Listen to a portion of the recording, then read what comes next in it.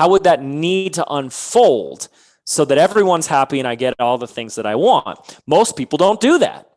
They argue for their limitations. They say, let me tell you why it won't work. Let me tell you why it's not possible. Let me tell you why that's ridiculous. Let me tell you why that's unreasonable, right? Illogical. And I just don't play there. I just don't. I used to. So I know what that feels like. I know what that looks like, and I won't today. And today there's like extraordinary miracles and unbelievable things that happen in my life because I believe in the impossible. And that's what I want to do. I want to make the impossible possible.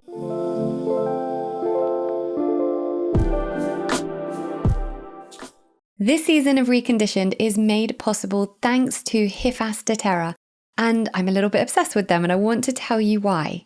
So if you follow me on social media, you'll know I talk about mushrooms a fair bit. Yes, I am that wild, and no, not the psychedelic kind. Not this time anyway. I've known about the crazy health benefits of medicinal mushrooms for a while, especially after watching Fantastic Fungi on Netflix, but I never found a brand that I fully trusted. And then I came across ethos, and I am not exaggerating when I say it has been life-changing. They have medicinal mushroom products to support autoimmune diseases, allergies, hormonal imbalances, gut health, brain function, emotional well-being, musculoskeletal issues. The list is endless.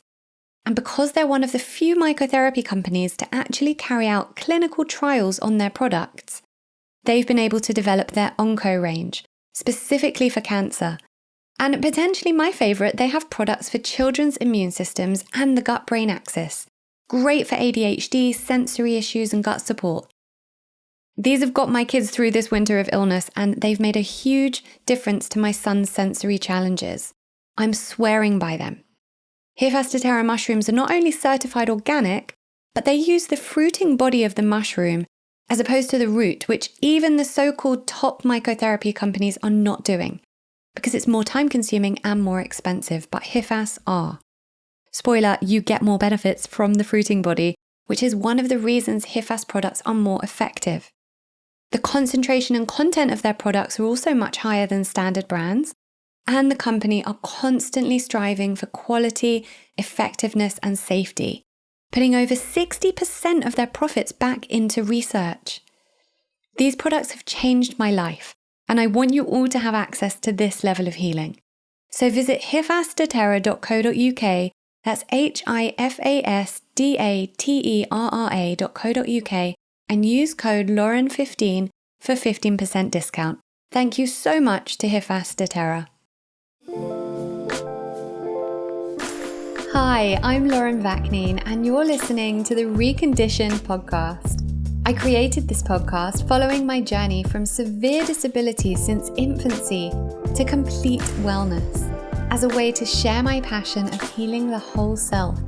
Because I learned in my own journey to wellness and through my 2 decades in the wellness industry that it makes no difference what you're here to heal. It all requires the same whole person approach. We tackle everything from trauma, health optimization, and neuroplasticity to manifestation, holistic parenting, and everything in between, to help you create an optimized life of well-being, abundance, self-mastery, and purpose. You're not meant to live a life of stagnation, and you're not meant to be just fine. So hang around and let me help you recondition your life back to wholeness. So episode 101, and what a freaking episode this is with James Wedmore. James Wedmore is my business mentor, has indirectly been a mentor in many other ways as well, and you'll hear me talking about it and talking about the story of how that has transpired on the episode. And I'm so excited, and honestly I knew it would be a great episode because James is just great. But we recorded when it was 12:30 at night for him, 7:30 in the morning for me. So I wasn't sure, if he'd be on point or how much energy he'd have. And I always think to myself with guests that have their own podcasts, are they going to give the same energy on my podcast as they give on their podcast? And there's always like a difference in their voice, in the way that they sound, if they're not fully into it. And I am happy to report that James did all the great and funny and amazing things that he does in his own podcast. The energy was so high, so vibrant. The conversation was so expansive. And I'm doing this intro just to kind of say, not that I always do an intro, but just to let you know that if you're looking at this thinking, I'm not in business, or I'm just kind of here for the wellness stuff, or whatever it might be, this episode will serve you wherever you are at. James might be a business coach, but that is not just what he's about. It goes so much deeper. We talk about our journeys with the shaman that we both work with. We talk about manifestation and finances. We talk about energetic or shamanic deaths. When you're being forced into something, you can just feel like the universe is pushing you to shed, to give up something, and you're resisting. So we talk about all this wonderful stuff, and it's a super long episode, but I am good with that. Like I love those episodes. I get really frustrated when people are like, oh yeah, it's a bit long. I love those long episodes because it means that we've gone into something deep. We've given our all. We've been passionate. We've been present. We've just not looked at the clock. And that's what this episode felt like when we were having this chat. It was just a continual conversation, a continual back and forth with James giving all his wisdom and knowledge and input and insights into all the things that I asked him. So I'm so excited for you to hear this. Please listen all the way through, because honestly, you will gain so much from this episode. Don't forget to follow James at James Wedmore on Instagram, and make sure you check out his podcast, Mind Your Business Podcast. It changed my life genuinely when I started listening to it. When you hear this episode, you will hear just why that is. Okay, let us get on with this episode with James Wedmore.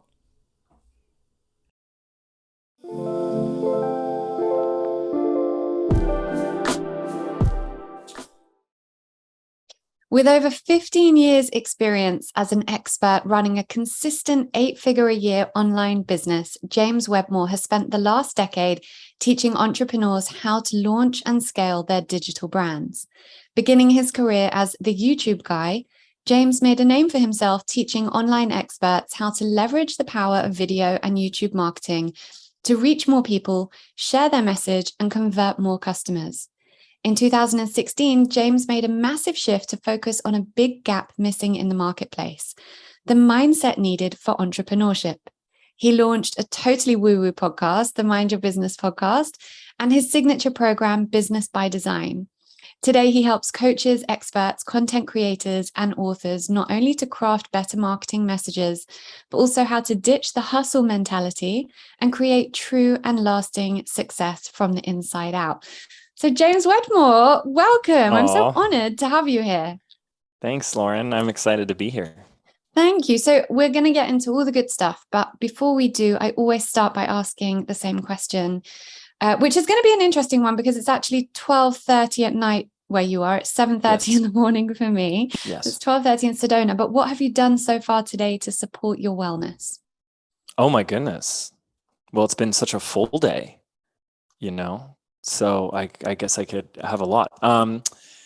What have I done today to support my wellness? So I have a couple of daily protocols that I do. That includes my daily dose of my magnesium chloride. I take that every single day. A couple of just like basic vitamins like zinc, vitamin C. I like to do that every day. I also take a tincture that Don Javier gave me a recipe for, which I love. So I take that every morning. And then I have, for my own, I think just relaxation of health and peace. I'm playing about 2 times for about 45 minutes to an hour each guitar. I'm learning the guitar right now, and that's a really joyful thing for me. And then I read for about 30, 40 minutes every day as well. And then today, which was just my really gift and joyful thing, was I played video games with my nephew for about an hour as well. So those are all my little gifts to medicine me. For the soul. Yeah. Yeah, I love that. I think that's so important when I ask people what they've done for their wellness. And I really enjoy when people talk about the things that are actually medicine for the soul. Oh yeah, absolutely. Yeah. So, okay, so people listening might be hearing about what you do, and I've read out your bio and wondering why I've got you on Reconditioned, because you don't work in the wellness industry technically.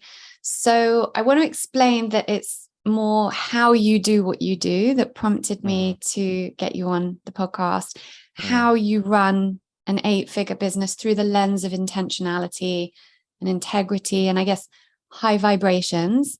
And that's what I want people to hear, because you've been probably more integral than you actually know to my journey, not just in business, but my own growth journey. And I don't want to steal the limelight from you, but I'd love to give a bit of the backstory on just how integral you have been on my journey, if you're good with that, to start us off, so people kind of understand. Yeah. So, okay, I never usually do this, but this is important to give context. So, I essentially, as most people listening know, was kind of not running a business. I was essentially coaching people since my own remission from disability for like a decade, and just kind of coaching people a little bit. And I was writing about natural health and speaking about holistic health. I'd never actually had a business. And when right at the beginning of going into lockdown, my husband, who works in educational recruitment, so like all the schools closed down, and he's like, what the hell, do I do with my business right now? And he went into this deep dark hole. And I'd been telling him for ages, listen to podcasts. Like, I don't know about you, but I truly believe that podcasts are like an education. I've learned more from podcasts than I feel I ever could have learned from university. Yeah.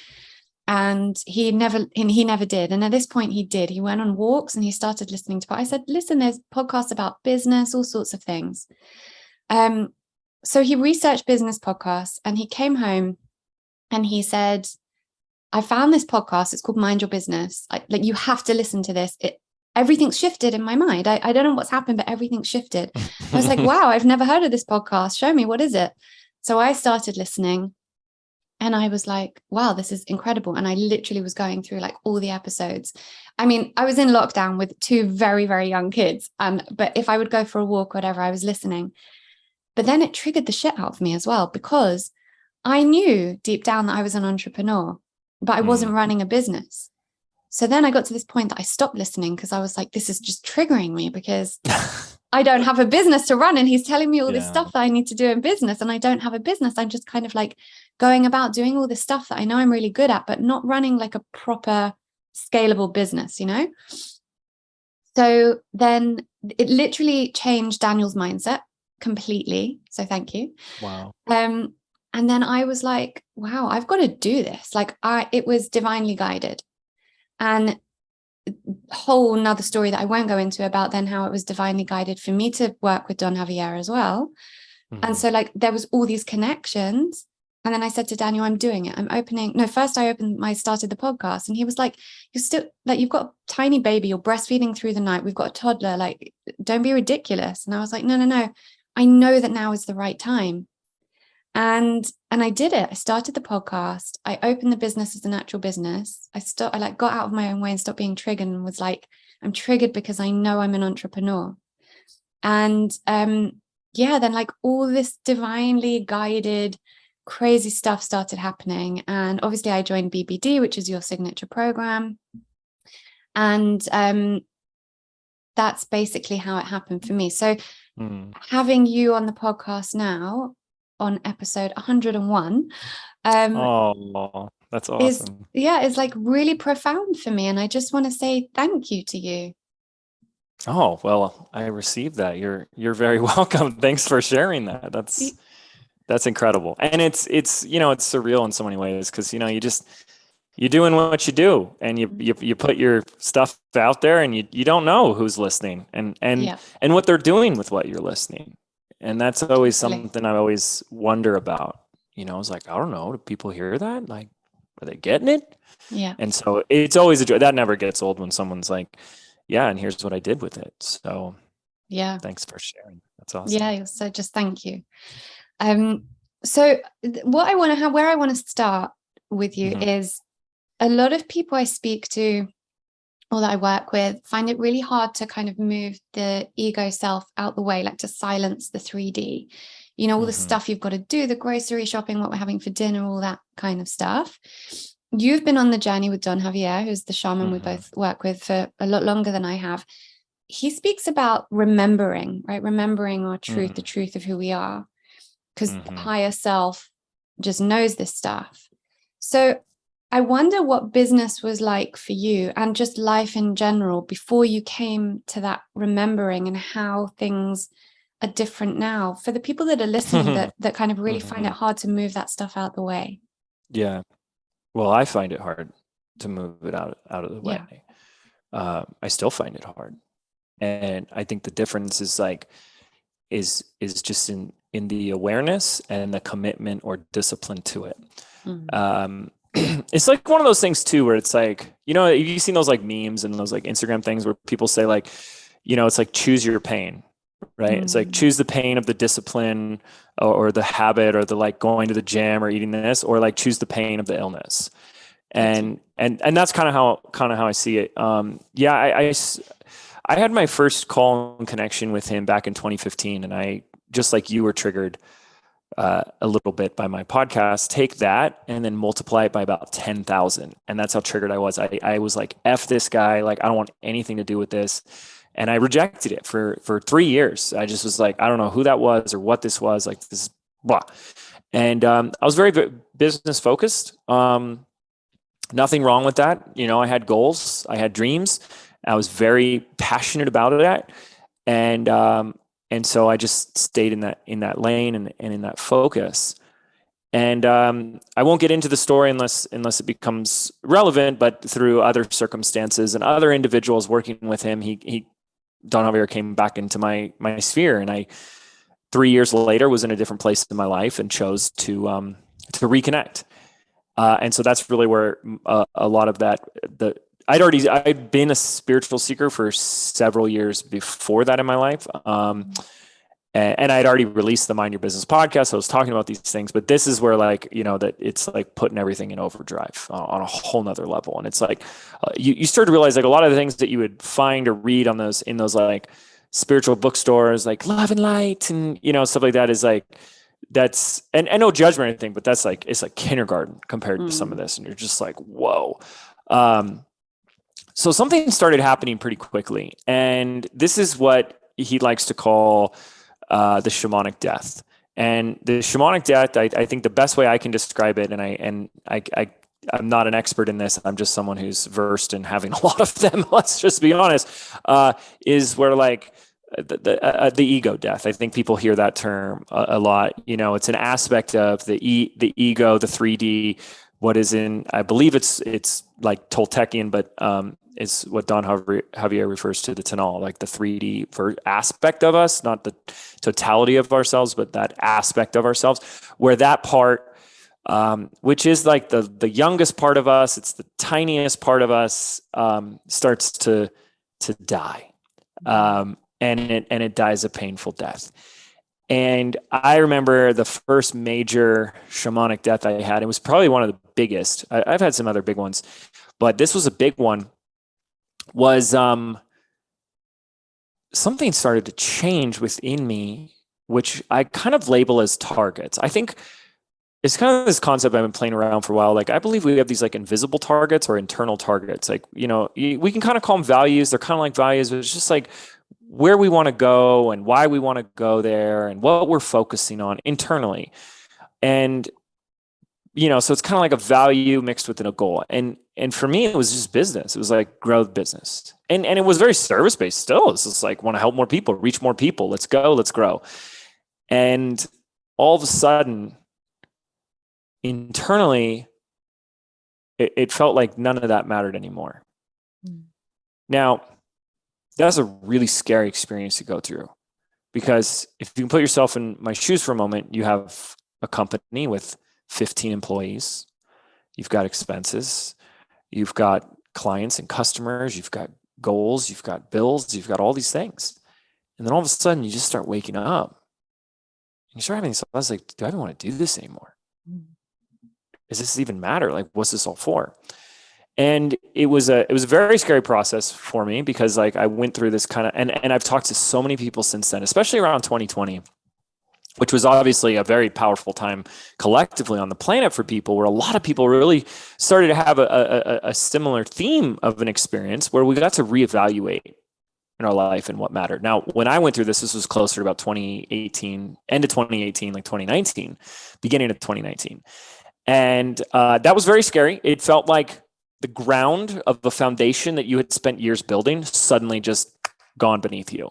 And you had nothing to stand on. You didn't know where to focus on. It really felt like if my life was a snow globe, it had just been turned upside down.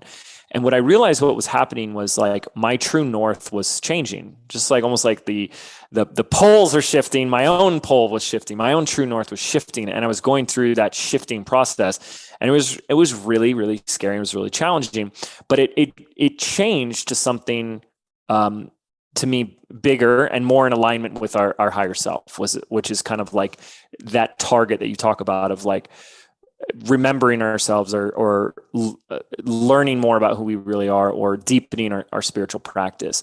And it was very interesting because up until that point of my life, being a spiritual seeker that I was for many years, spirituality was a means to an end. It was like a tool to help my business. It was like, well, if I learn how to manifest, I'll make more money. Right. And what was happening was it flipped.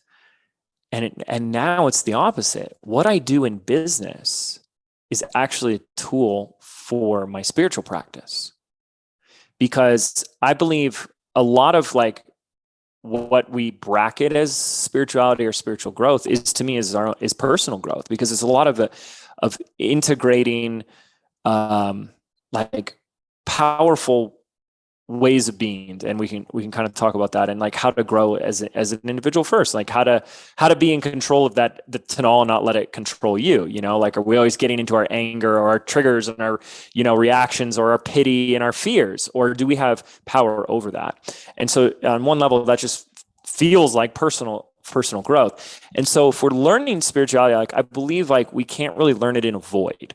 And it was Mandy who said this, and said it so beautifully, because integrity has been something that's always really powerful for me. And integrity is has a lot of definitions. Like, yes, there's a definition about morality, but then there's also a definition of integrity being like whole or complete, and like being integral with your word, being your word. But there's this other definition that kind of floats around it as well, which is the integration of what we're learning. And I think what happens is a lot of people learn a lot of spiritual stuff, really cool spiritual stuff. And there's a lot of spiritual seekers out there, but if they're not careful, not that you have to be careful, but like, it's very easy to just have it as concepts, knowledge, and information in the head, and it's not integrated. And what I started to recognize is like the business and what I do as my daily becomes in a way like the practice ground. It becomes the field in which I get to learn and apply. And that might seem subtle to somebody, that was world changing for me. That literally changed my world. It went from like, make money, grow business as like your everything, to my everything becoming so much more, and the business being the same size it is today that it was a few years ago, being a small part in that. And so that's kind of the way I can start to answer that question. But it's a daily thing. And having now worked with him for since 2018, the shamanic deaths happen constantly. And another way I describe the shamanic death is like you're on a journey and you're carrying something with you, and eventually it gets too heavy to carry. And like, if we're going to go climb that mountain and we've got all these heavy boulders from things from our past, from our fears, from our limiting beliefs and our self-doubt and our pity and it's going to get heavier and heavier the higher we climb. And there's just no room for that. And so to me, the way the shamanic death works is like, it gets so heavy and so big and so right in front of you that the actual only pain of the shamanic death is still trying to hold on to it. If you're holding a 10-pound boulder or a rock and it becomes a 100-pound boulder, trying to carry around 100 pounds is painful. Letting it go is freeing. And so to me, it's been just a constant journey of choosing to look at any adversity, any challenge, anything I'm going through as this is another opportunity to shed more of the control that the ego has had over me. The toxic aspects or the non-serving, I kind of prefer that better, like non-serving aspects of the ego that's null, and step into more of who I can be. And I'll end this with one last thing because I can go on tangents. So please stop me. But I will say this, Don Javier said something beautifully to me probably about 6 months ago. And he said, the real goal, the true goal is to be free. And it's free within us. And that's very interesting because, I work with a lot of entrepreneurs, and entrepreneurs have very high on their value scale, their hierarchy of values is freedom. But a lot of them aren't free. I think a lot of us aren't free. And he said, is to be free within ourselves. He said, so therefore, all the crap that we go through, all the problems that come up, all the things that we deal with in our life, that we react to, that we get upset about, that we get into our emotions about, are just opportunities to show us where we're still not free. And when I began looking at whatever the challenge, circumstance, problem, breakdown in front of me was through that lens, that changed everything. And today I just try to soak up everything, the good, the bad, the ugly, as this is a lesson. This is here to teach me something, to help me grow. And that's really it's applied spirituality versus spirituality in a vacuum. Applied spirituality. I like that. Yeah. And because it is we're here to experience. And so I have a motto today, because I've gone through a really challenge, since I'm working with him, my life got bumpy and rocky, which is really interesting because something he said really quickly is well, when you have access to more light, the darkness has to come out, and I think we're seeing that collectively on the planet, the darkness has to come out, and it's the whole thing of the night is always darkest before the dawn. It's purging, it has to come out. And so I've had to have a lot of darkness come out from people in my life, team members, clients, students, relationships, and my own stuff. And it's been this whoa, heavy purging, cleansing of my life over the past couple of years. And then as you go through that, so much more good. It's just upgrading. But he also said, and this is, I think, one of the most powerful things is if the shamanic death is about a letting go or a surrendering to a toxic aspect of the ego that is that smallest part of you, the other part is to let in. And so he said, you have to let go to let in.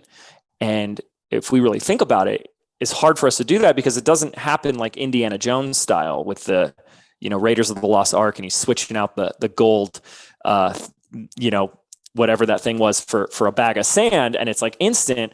A lot of times we're just in the experience of something letting go. Maybe it's a relationship or a friendship or something, or it's an old business or an old job or something's being pulled away or blown up in your face, and all we can't help but look at it through that lens of something's being lost or taken or destroyed or ruined. And when we can train ourselves to say, but perhaps this is making way for something new, better, bigger, and more amazing.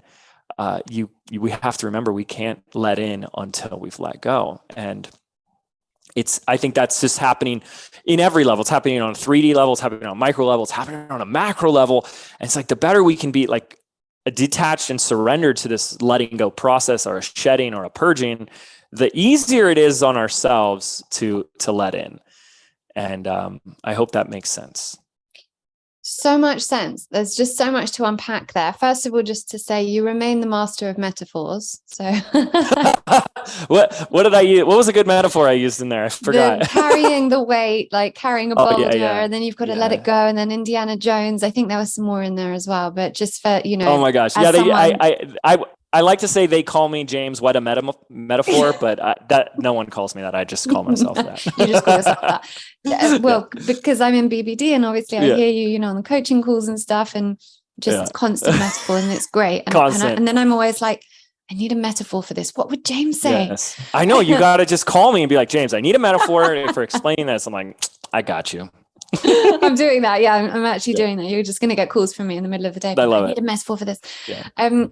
Yeah, no, I'm so glad you went so deep into the subject of the shamanic death. Because I think for anyone listening, and I know, when I work predominantly with women, and, we have this, when we are so deeply in the place of the ego self, the tonal, in the 3D, which most of us are until we, can, and like you say, it's hard for everyone. It's not like you just get to this point and all of a sudden you just have more awareness of it.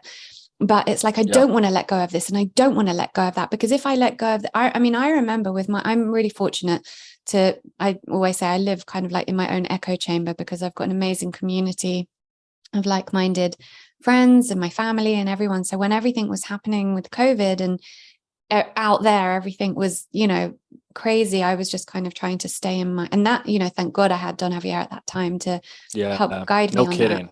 that. Yeah, like, and that was, and because of that, and because of him, I was able to not be in this level of frustration that some of my friends were in, and we were talking about it, and I was like, we are exactly where we need to be right now. We chose, and Mandy said to me, you chose to incarnate here right now for a reason. And that helped me so much. I remember one of my friends saying, because I was saying, what if this all happening is in order to push us back to basics? Maybe we're meant to be living on the land, farming our own stuff, living in communities, raising our children together. And one of my friends who's an actress, she was like, but my career's just starting to take off and I don't want to let go of that. And I just want all this stuff. And I was like, I know, I get you. Like, I feel the same, but maybe we're meant to be letting go of that illusion of what we think we, quote unquote, want. And that was profound. But it's funny, just when you were talking about the shamanic deaths, I remember when I first started working with Don Javier, and those first 3 weeks, I was in this state of bliss. I'd never experienced it before. And I had always heard people in spiritual circles and friends and healers I'd worked with saying, about this state of bliss. And I'd never experienced that. And I was in this state of pure bliss, like pure awareness. And I was like, wow, this is amazing. And I remember saying it to Brandon, who's one of your closest friends. And he said to me, yeah, it's not going to last. Just wait for it. What a jerk. And I was what like, a yeah, I know. And I was like, hey, don't crush this for me right now. I've never felt anything like this. He was like, yeah, it's not going to last. Just wait. And then boom, like I would say that I've had some mini shamanic deaths, but I've had 2 huge life-altering, like literally staring up at the sky, asking for answers, shamanic deaths since working with Don Javier.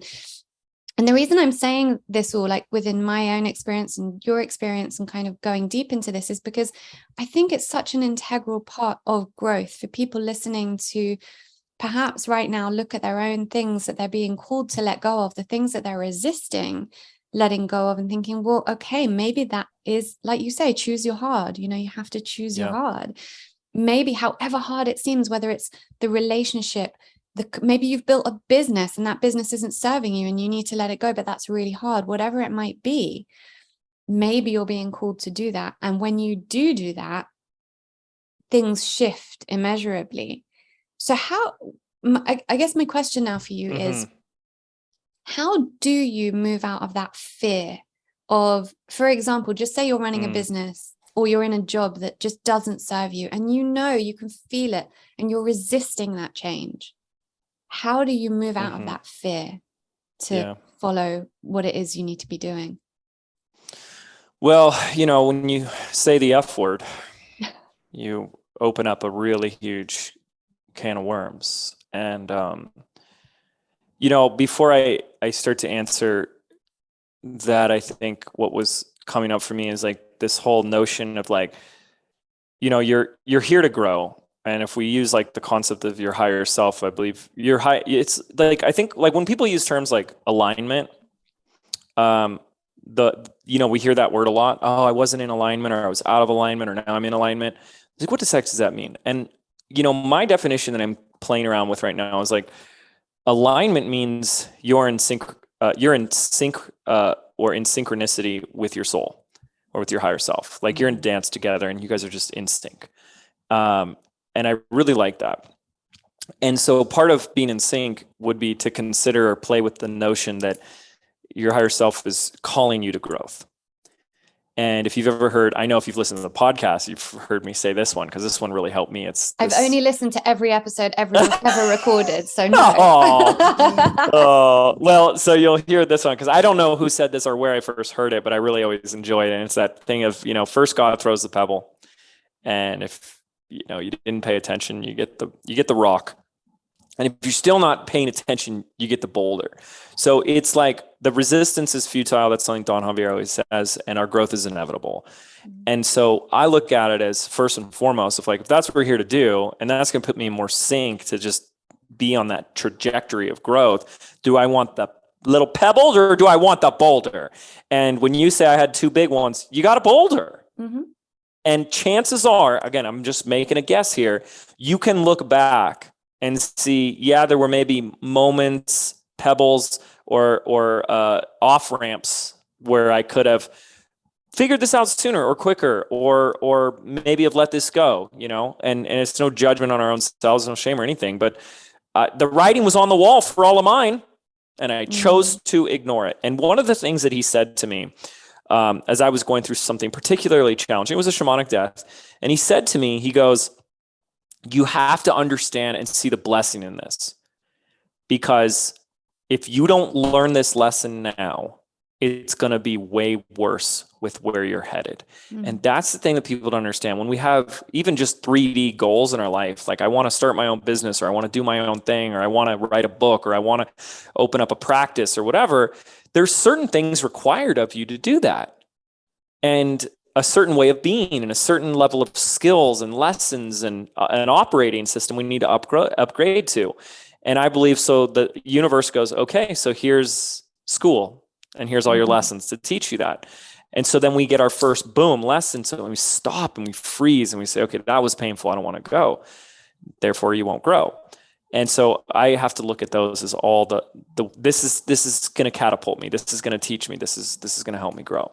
Okay. So let's talk about fear, because fear is a big one, and how do we move past the fear? And I've had to, I don't know if I'm being straight up and honest, if I've conquered fear for good in this life, but I've definitely had some really good battles with it.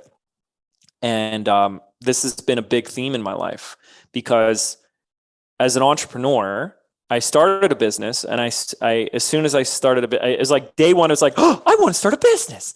And then day two, my first encounter with fear crept in, which is, oh, what if this doesn't work? And this is like the most common thing. The moment someone has a dream, right? Someone has a goal, someone has a vision for a bigger, better, brighter future, boom. It's like, but what if I'm going in the wrong direction? What if it doesn't work? What if I fail? What if I'm not cut out for this? All those what ifs. And if you ask anybody to say 3 what ifs and just fill in the blank, 99% of the time they go to worst case scenarios. Well, what if it doesn't work? What if it fails? What if no one really goes like, well, what if it's better than I could even imagine, right? So it's this default fear focus. And that was the first one. And then I had this really scary, intense experience, whereas I'm building the business, I got extorted and sued, and someone was trying to extort me, and they found a loophole, and they wanted to take me down. And I got into a really, really nasty place of fear, and fear took me down. And, again, like as soon as we open the fear thing, I could talk for days on it, because it's a really fascinating concept. But the short version I'll say, and it's just up to you if you want to go deeper or go somewhere else with that, because the short version is that I was able to be at peace with it. And obviously the fear, and I'll give my definition of fear, which is really helpful for a lot of people when I share that definition. When I was able to release the fear, it was like all my personal power came flooding back to me. And not only did that person not get a lot of money at all, but I actually, that was the year that I took my business to 8 figures, and we were at 2 million before. So we went from 2 to 10 million in 1 year because of that. And I realized how much fear was pervasive in my life. I realized fear was the brakes that I had on in my life that was holding me back in so many ways. And I believe it is for so many of us. Fear wears many masks, of course. Fear can show up for frustration or anger, and excuses and all these other things. So it wears many different masks. And then going through a divorce where all of a sudden your ex, and it's legally, can take everything. Everything you built up, not everything, but half of everything and the value of everything. And it's a lot. And, you're facing it on a bigger level. So I believe the first thing we need to do is we need to look at fear as this, through this lens of this is the opportunity I have to conquer fear. Because what we fear, we give our power away to, and what we fear, we actually set into motion. What we worry about, we create. So what is fear? My definition of fear is, and it's an internal response we experience in the body when we have put our attention on an unwanted future that we actually believe is going to happen. It's about a future. Okay. So it's about a future that we are like almost convinced, like to the degree in which you feel the fear is like to the degree of the undesirableness of the future and the believability of it. So if I say like, do you believe like a meteor is going to hit Earth tomorrow? Are you afraid that a meteor is going to hit the Earth tomorrow? Most people are like, not really. It's like, because you don't believe it's going to happen. Right.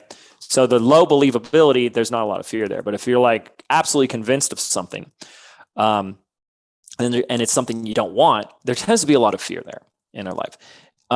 So this is really interesting because a lot of it has to do with our relationship with the future. And that's something that's also got me very, very intrigued as of the last few years and working with Don Javier is our relationship with time. And one thing we can all agree on here is that the future is anything but certain. And we're constantly trying to predict it. I mean, even the brain and neuroscience tells us there's like no area in the brain that is like can predict the future. It's using memory. And this is why we have those experiences where we like walk down a set of stairs and when we're like on our phone and ironically not present, that's a kind of a clue there, is when we have that moment where we stumble on the last step, right? Why did we stumble? Because our brain used the past to predict our future for us. So we're using our past to predict this future, and we're projecting these futures out. And they're these for a lot of us, a lot of fatalistic futures. And what having a spiritual context, I'm fire hosing you right now and your audience. Great. So where anything you want to like, hold on, unpack or whatever, like let me know. But I want to just hit the bullet points here because, and then of course I lost my train of thought. But this is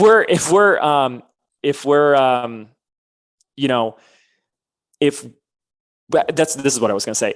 When I developed or created or adopted, I think is a better word, a spiritual context for my life, it allowed for one thing, which was if this whole definition and relationship with fear and future is accurate and resonates for someone, if it doesn't, don't use it, but it really helped me, then what it allowed for me through a spiritual context was to be at peace with those potentialities, with those futures. Why? Because first and foremost, instead of saying like, because this is what I think people do with fear, like the friend with but I wanted to be an actor. That means I'm not going to be an actor. Like no. Like they're afraid they're not going to be able to follow their dream. They're afraid. And so what they're doing is they're resisting something that hasn't happened. Because that's a future. That's a possibility out there that we're all going to be farming. There won't be any need for actors, and they're not going to be able to have their dream job and live their dream life. So that's a potentiality out there in the future. And then they're rejecting that. And so the fear remains present, or as some form of resistance or uncomfortable, disempowering emotion. Something magical and transformative happens when you can just be at peace with that. And when you can just accept that. And adopting a spiritual context gave me the tools to really do that, because it changes your values, kind of like how I talked before. And then you start to go like, what's driving me to be an actor? What's driving me to be a business owner? What really matters about that? And the story of when I catapulted the business to 10 million was I realized in that whole inquiry to myself, I kind of coached myself out of that. Self-coaching is wonderful because it's your own insights and discoveries. I realized I wasn't building a business driven by money or material things. I mean, those things are nice. Okay. And I'll be the first one. We can have a spiritual conversation. We can say having money is wonderful. Having nice things is wonderful. But there's a material attachment that's going to trip us up and be really, tricky. And we can talk about that if you want to. But I realized I could start any business.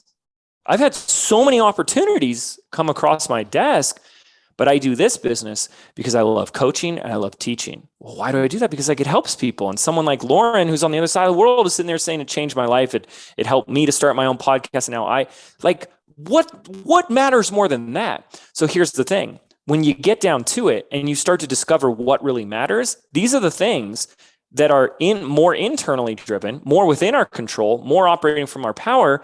So there's really nothing to worry about.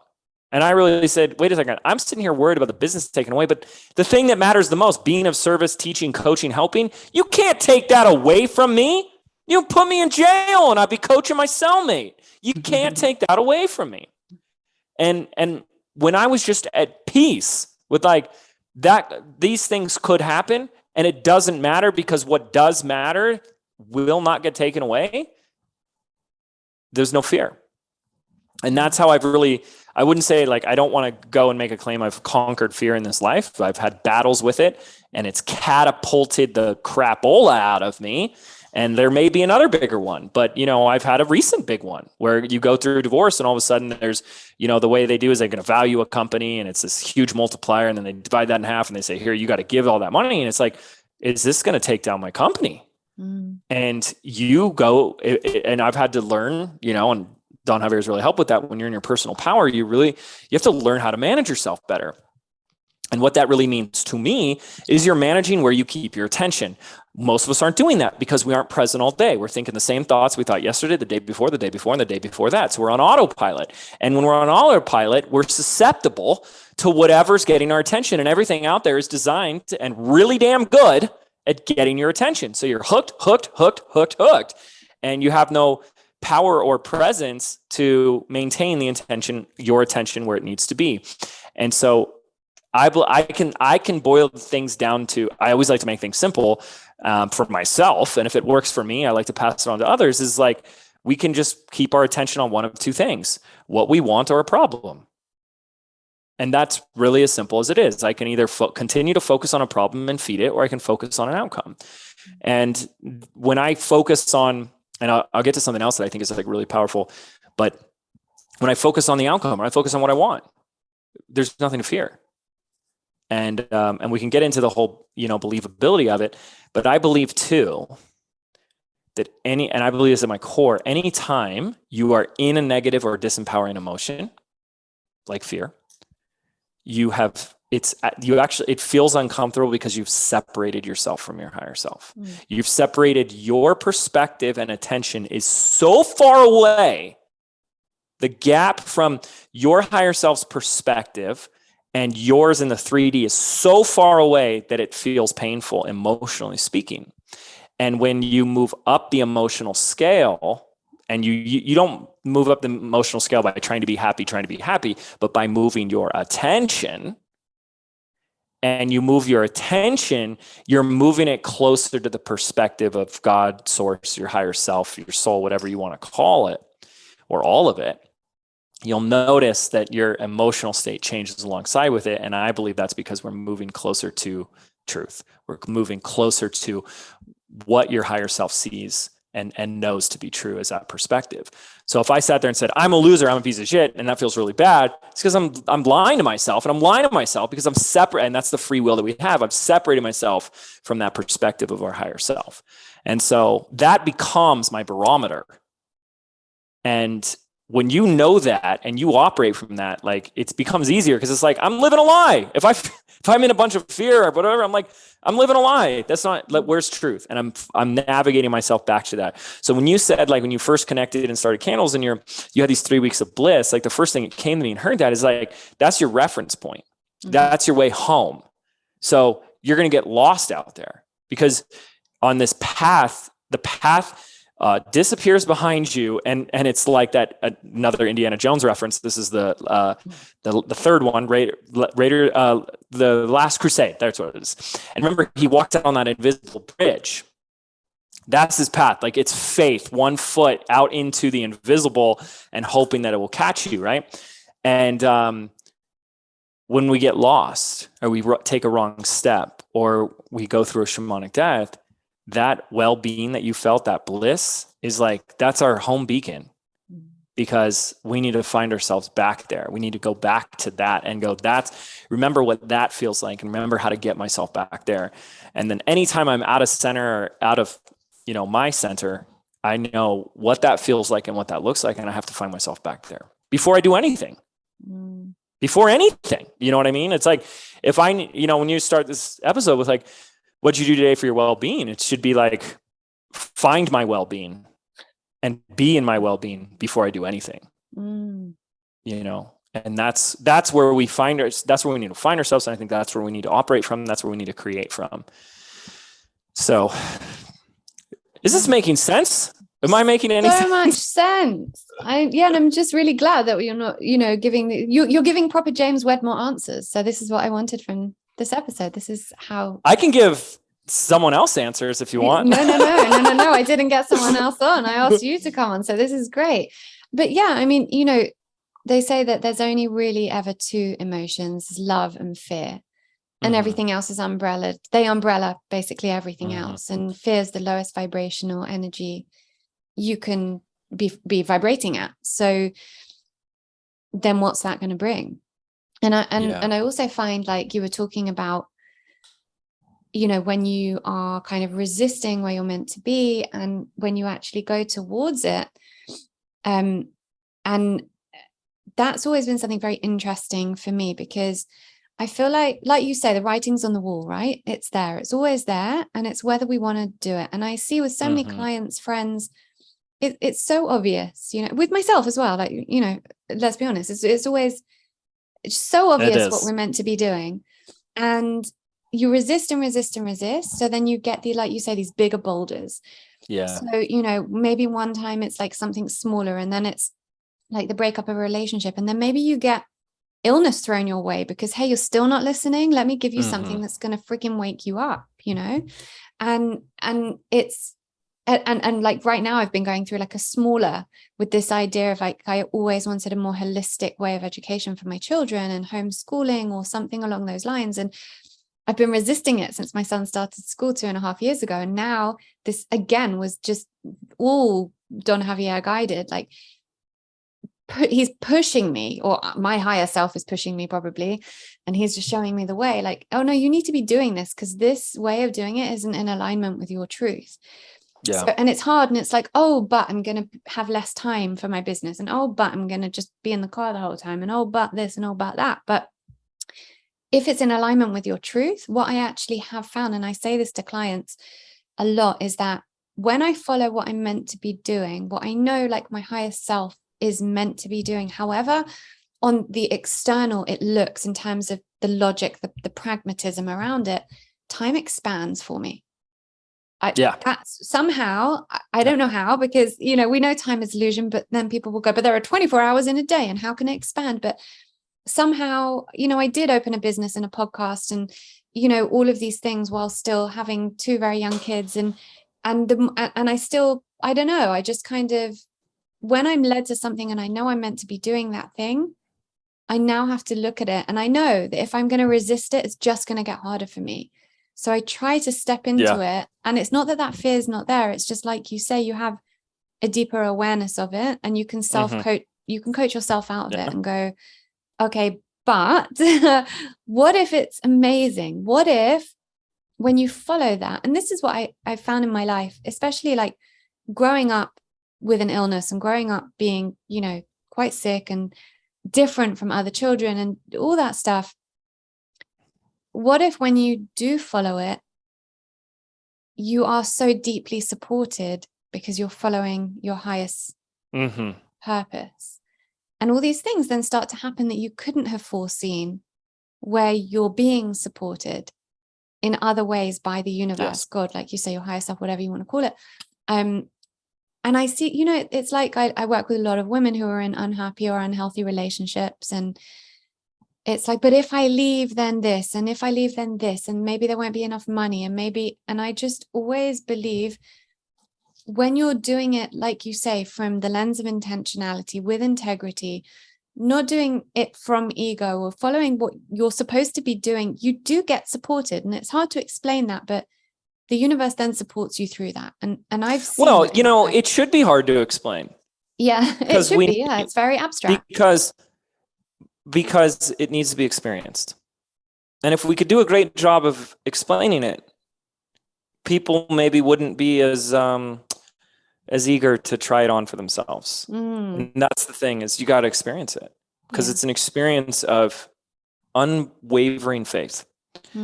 And when those miracles and synchronicity come in life, like when you leap the old Zen saying and the net appears, that it's not about the net, it's that it appeared.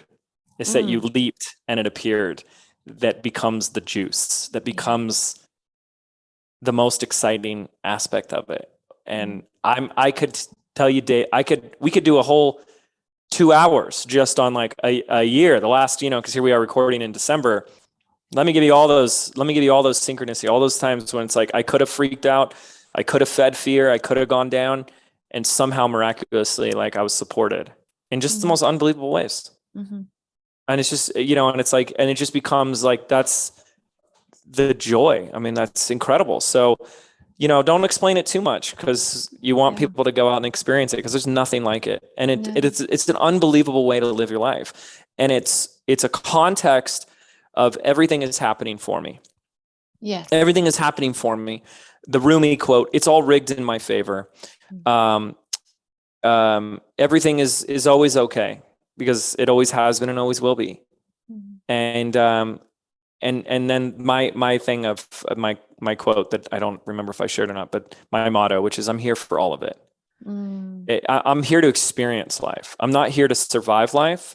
I did for a long time. I tried that, but then I realized I wasn't really living. I want to experience life.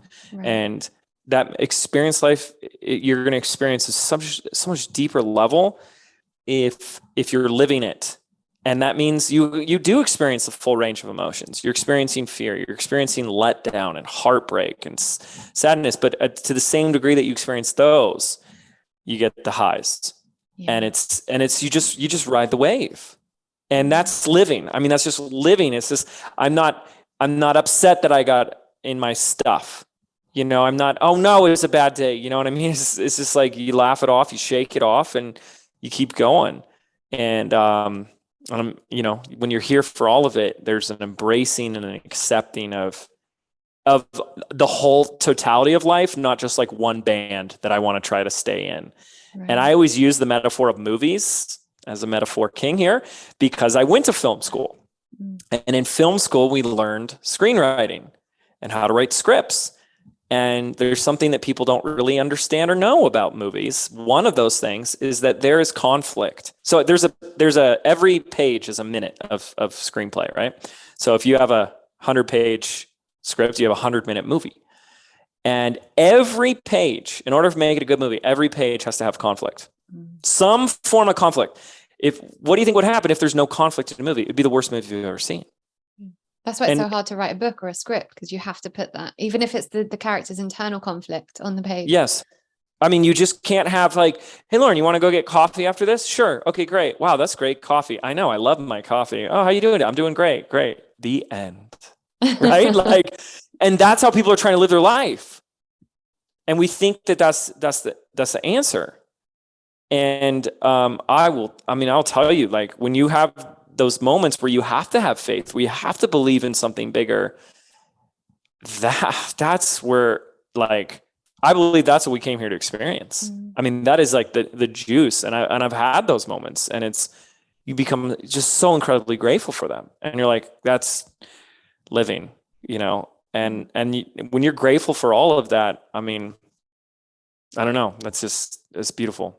Okay, so one of the challenges I hear from you guys the most is how hard it is to drop into meditation, or even to relax and just feel calm. And you know I speak a lot here about how our bodies have not evolved to manage the level of stress we're faced with today, which means we're constantly in fight or flight mode with our sympathetic nervous systems always activated, which we know leads to depression and anxiety and also chronic health problems. If we want to be well, we have to find ways to mitigate this. We have to do that ourselves. And I believe in merging natural daily practices with the kind of health tech that enables us to counter and mitigate the challenges that modern life throws at us. And the Sensate is one of those products, and I want to tell you about it. So the Sensate is a small palm-sized device that sends infrasonic waves through the chest in order to activate the vagus nerve and calm the autonomic nervous system, which is the body's command center. Together with the specially composed hemispheric audio within the app, you will literally feel calmer after only a short session. I give this to anyone I'm with if I have it on me, which I usually do, and everyone has the same response. It's amazing, and I already feel less stressed, and where can I get one? Now, I'm particularly recommending the Sensate to anyone who suffers from anxiety and wants to help calm the nervous system, those who want to deepen their meditation practice, and people who are looking for ways to be calmer and more grounded. Now, most of you know I work with a shaman, and he has taught me that our higher intelligence places ideas of health technology in the minds of those who can create and invent these products. And I truly believe this to be the case with things like the Oura Ring, the Somavedic, even diagnostic devices in hospital. And for me, I believe that to be true with the Sensate. We have lived for too long in a high stress state. We need more to help us counter that. So you can get £20 off the Sensate by visiting getsensate.com. That's GETSENSATE.com and using the code Lauren20. That's getsensate.com and the code Lauren20. Thank you to Sensate for partnering with Reconditioned. And now back to the episode. Yeah. And I heard this once. I don't know who said it to me. I can't actually remember, but it's this idea that kind of we're all trying to reach this perfection and this enlightenment and be, spiritual beings or whatever. And maybe like once we're not living this human life, things will be perfect. But even the beings that were perhaps incarnated here before, and I do believe this, I don't know why, but this is a truth for me, might be looking down and going, but we don't get to experience anymore, the smell of a forest, or right, how it feels to sit and watch a sunset, or even, like you say, like heartbreak, how awful that can be. But to get to experience those emotions means you have a depth of living. Yes. And I think there is so much beauty in that. And I remember we begged to come down here. Totally, yeah. We begged to have this. And, someone asked me recently, like when I shared a lot of like challenging things I'd gone through, and they said, how do you like the kind of same kind of dancing around the same thing we've been talking about, was like, how do you be okay with that? Like, how have you been okay? Like, how have you thrived? And they said, well, whenever anything has gotten tough, I just had to stop and remind myself, I chose this. Mm-hmm. And I believe we choose things on a 3-dimensional level and in a higher dimensional level. And it's the same thing that you're saying, is like, we chose this. We signed up for this. Mm-hmm. The good, the bad, and the ugly. And something unbelievably, phenomenally magical happens when you take a look and you stare right in the eye of something you're going through, a challenge, just something heartbreaking, heart-wrenching, something hard and difficult, and you find a way to be present to a context of seeing this as I chose this. Mm-hmm. I in some way created this, chose this, or signed up for it. Mm-hmm. And I believe that brings us right back into that soul alignment. Because I believe when we talk about manifesting, we're not just manifesting a new car and a new house. Our higher self is manifesting the mountain for us to climb, we're manifesting mountains. We're manifesting obstacles for us to overcome. You want to, and a classic example I give my entrepreneurs is they say, I want to be a famous influencer on the internet. And so if you were to be a famous influencer on the internet, you'd have to be really good at putting up with criticism and ridicule and judgment, right? Because you might have a couple thousand people that want to say, you're a loser, you suck, blah, blah, blah, because that's the internet. And that's what people do on there, right? So the universe or your higher self goes, okay, you want to be this person. So I got to train you how to do that. So I'm going to manifest your first hater so that you can learn how to deal with one. And then I'm going to manifest 3, 4 until you conquer that.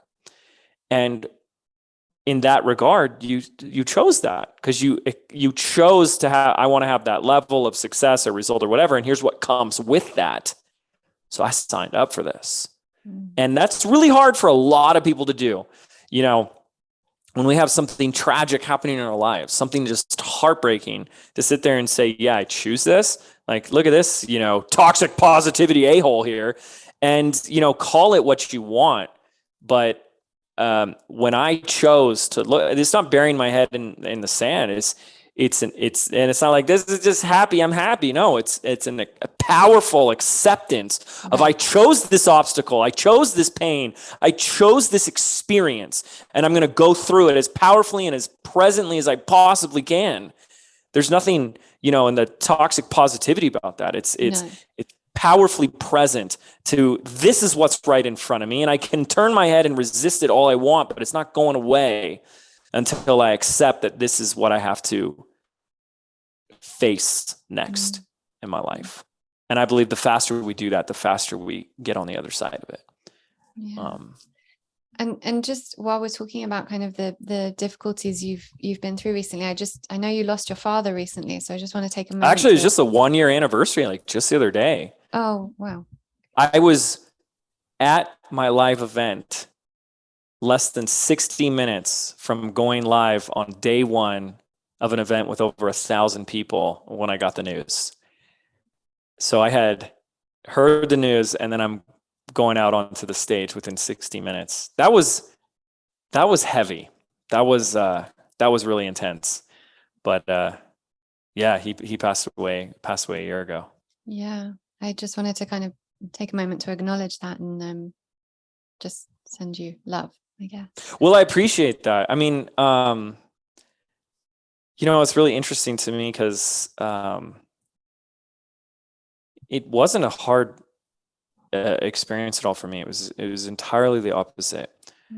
And I gained more than I lost, and that ain't some flowery thing. Like, my dad in the physical was very 3D, didn't understand any of the stuff like my mom, my sister, and I were doing. We were all just like total weirdo hippies to him. And I always tried to like explain it in a very logical, scientific way, and he just wasn't interested. And so the more that spiritual aspect of your life, you take on, the bigger that becomes a part of who you are. And so as I got older, I felt like more disconnected from my father in the living. And so in his passing, I connected with him in an entirely new way. Wow. In a way that was like, oh, okay. Like, I get you, kid, and it was unbelievable and beautiful. And my sister and I like connect with them all the time, and, have dreams with them, and it's unbelievable. And powerful. I don't know. Like, it was really weird because I was maybe expecting it to be like, obviously I was moved emotionally,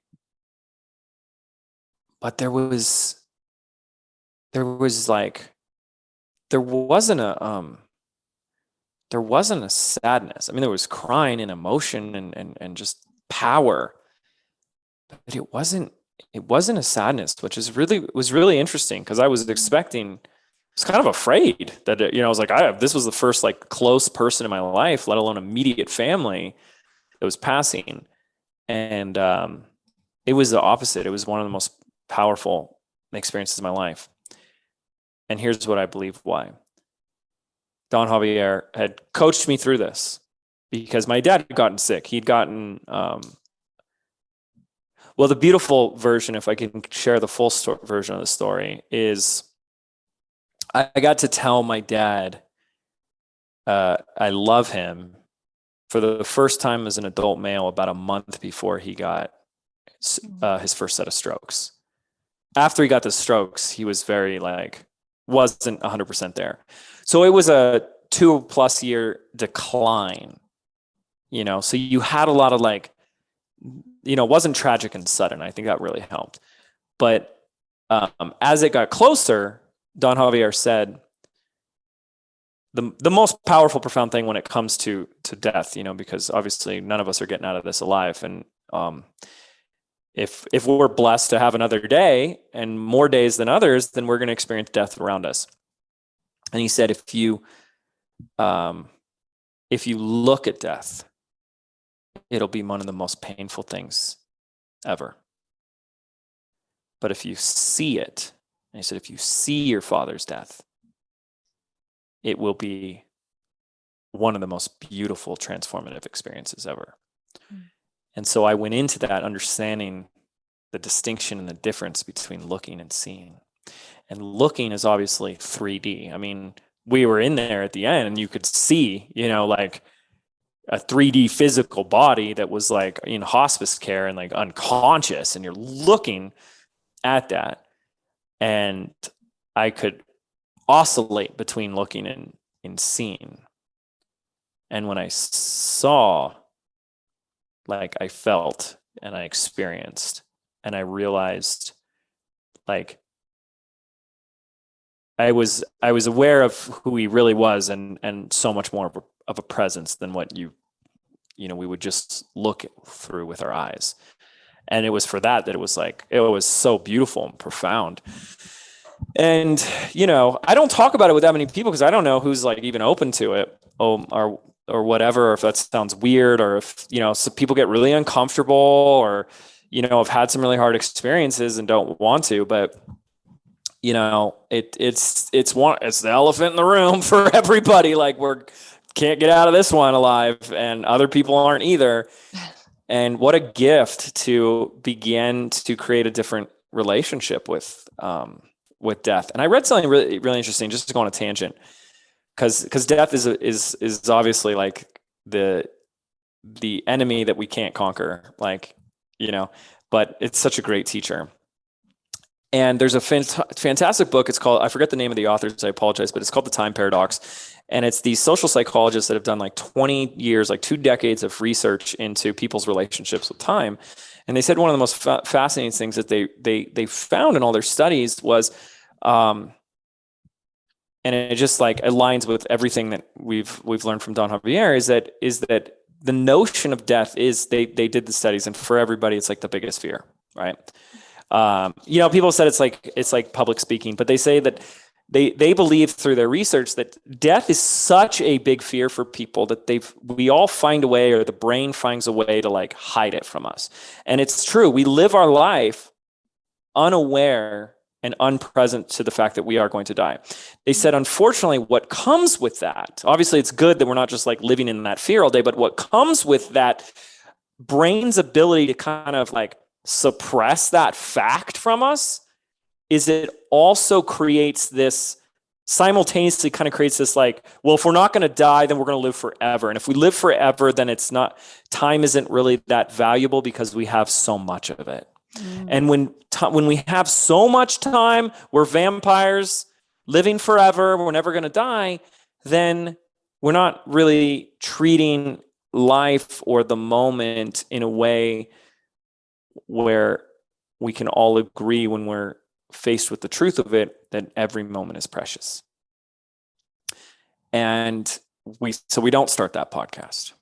We don't start that business. We don't go through that divorce. And we just stay in something that we know is not where our heart is meant to be, or we don't reunite that relationship with that estranged parent or family member, because we've decided through that whole chain of thinking that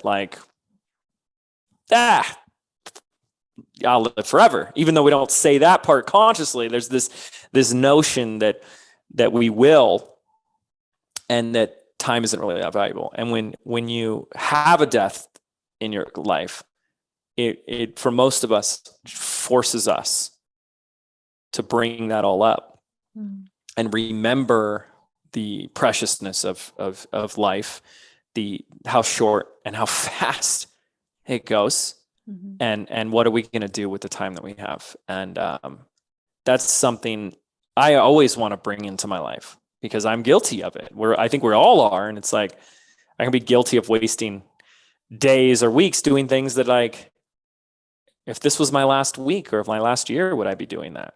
You know what I mean? And to keep that in the foreground as we contemplate what we choose to do with our life, I think in that way it becomes a phenomenal teacher for us.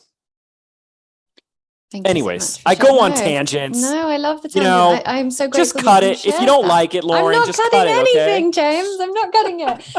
I'm really grateful that you shared that, just very personal experience. And it's, I'm sure a lot of people can relate. And I was really fortunate. My grandparents were spiritualists, and my mum's, I was never brought up with any fear around death. So I've never had a fear of dying, even when I was young. And although I had arthritis from when I was 2, it wasn't fatal, but there were people that I knew because of the medications and complications who died. So I was kind of like a bit closer to it than maybe other kids. But more recently, last year, probably very much around the same time that your dad died, I went through a very near-death experience. I had a very traumatic ectopic pregnancy, and it ruptured, and oh my gosh, my whole pelvis filled with blood, and I was divinely guided, I don't know, around the right people at the right time, and I happened to be in the hospital because there was this amazing nurse who knew something wasn't right and told me to come back on a Sunday. Had I not have been in the hospital when it ruptured, I would have died. And the less, so now, had I not been doing the work I'm doing with Don Javier and going kind of deep into this work, maybe I wouldn't have seen the lessons in losing a baby, nearly dying, but what's come up for me from that is exactly what you've just said. And I'm only sharing this just because I know other people will have had similar experiences, and it showed me where I needed my focus to be right now, and to stop thinking about the future and to be present right now. There were so many, the grief has gone through many layers, losing a baby, the idea of never having another baby, all of that. But the grief that's really stuck is the non-grief of I was so close to dying that my children would have grown up without a mother. And how fortunate we all are now that isn't the case. So how can I embrace that and give them all of me, instead of being so focused in my business and I need to grow my business, and so that's why all this decision to kind of take my son out of the school he was in and go through a more holistic approach, and all these things that had the fear, coming back to the fear of time and all of that kind of stuff. Now it's been more, again, maybe that, however, even though it was like super traumatic, maybe that was a shamanic death in itself. You need to let go of this striving ambition and be more present. And when you do, actually things expand. And funnily enough, I'm in my business less and doing better. So who knew? Well, you knew because you always knew. Who knew? Oh, James knew. James knew all this time. Let's just, I just want to, you did mention manifestation. I'd like to go into manifestation when it comes to finances, if you're okay with that. Of course. And in terms of, and there's a quote that you use that I use, I've totally stolen it from you. So, copyright there. But when you value your time as much as you value money, you'll find yourself with plenty of both. Was it that one? That too, but no. Okay. I was trying to guess. You say that manifestation is a result of your dominant frequency. Yes. The physical byproduct. Exactly. So literally like word for word. So and you obviously are way more eloquent with it. So can you take us into that? Into the manifesting? Your dominant frequency being your manifestations being the byproduct of your dominant frequency, and how that relates with finances? Love it. Okay. So we can talk about this from both ends because we start to develop a relationship with money at like age 2. And I know that because I watched my nephew at age 2 at a breakfast table restaurant on Sunday passing out sugar packets to us like it was money. He goes, $1 for you, and $1 for you, and $1 for you. And I'm like, oh my goodness, this kid's already deciding and being inputted, programmed into what money is, what it isn't, how to get it, how to spend it, right? So, holy cow. So there's a whole world of a lifetime of programming people have about money. Even just begin to start to pay attention how you feel as you're listening to me talk about money. And that's an indicator, because the emotional, we could say if we want to manifest something, we say, what does manifesting mean? It just means the physical byproduct of the dominant frequency that we hold. Well, we can get a good sense of what that frequency is by the way we feel. So when we, if we separate it into positive and negative, or good feeling emotions, not good feeling emotions, or empowering versus disempowering, I don't really care how we want to label them, with whatever works for you.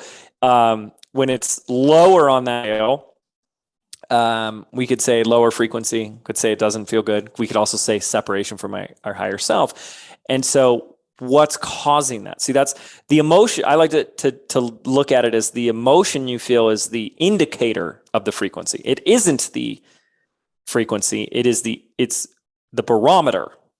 So like it's the dial telling you where you are on the radio. Okay. So what's moving that dial? What changes that? And it's really like everything that's within us. And a lot of that has to do with where our attention is, the programming that we have, the thoughts that we think. But they don't feel like thoughts. They feel like facts. They feel like reality. So for example, I'm just going to give, one here. Someone could be listening and saying, oh, great, they're going to talk about money. Money's so unspiritual. Why is this guy talking about money? Well, there you go. Right. It's a great example of one. Okay. Or, oh, geez, I'm not a business owner. I'm not interested in money. There you go. Okay. So there's just like these matter of factlities. Okay.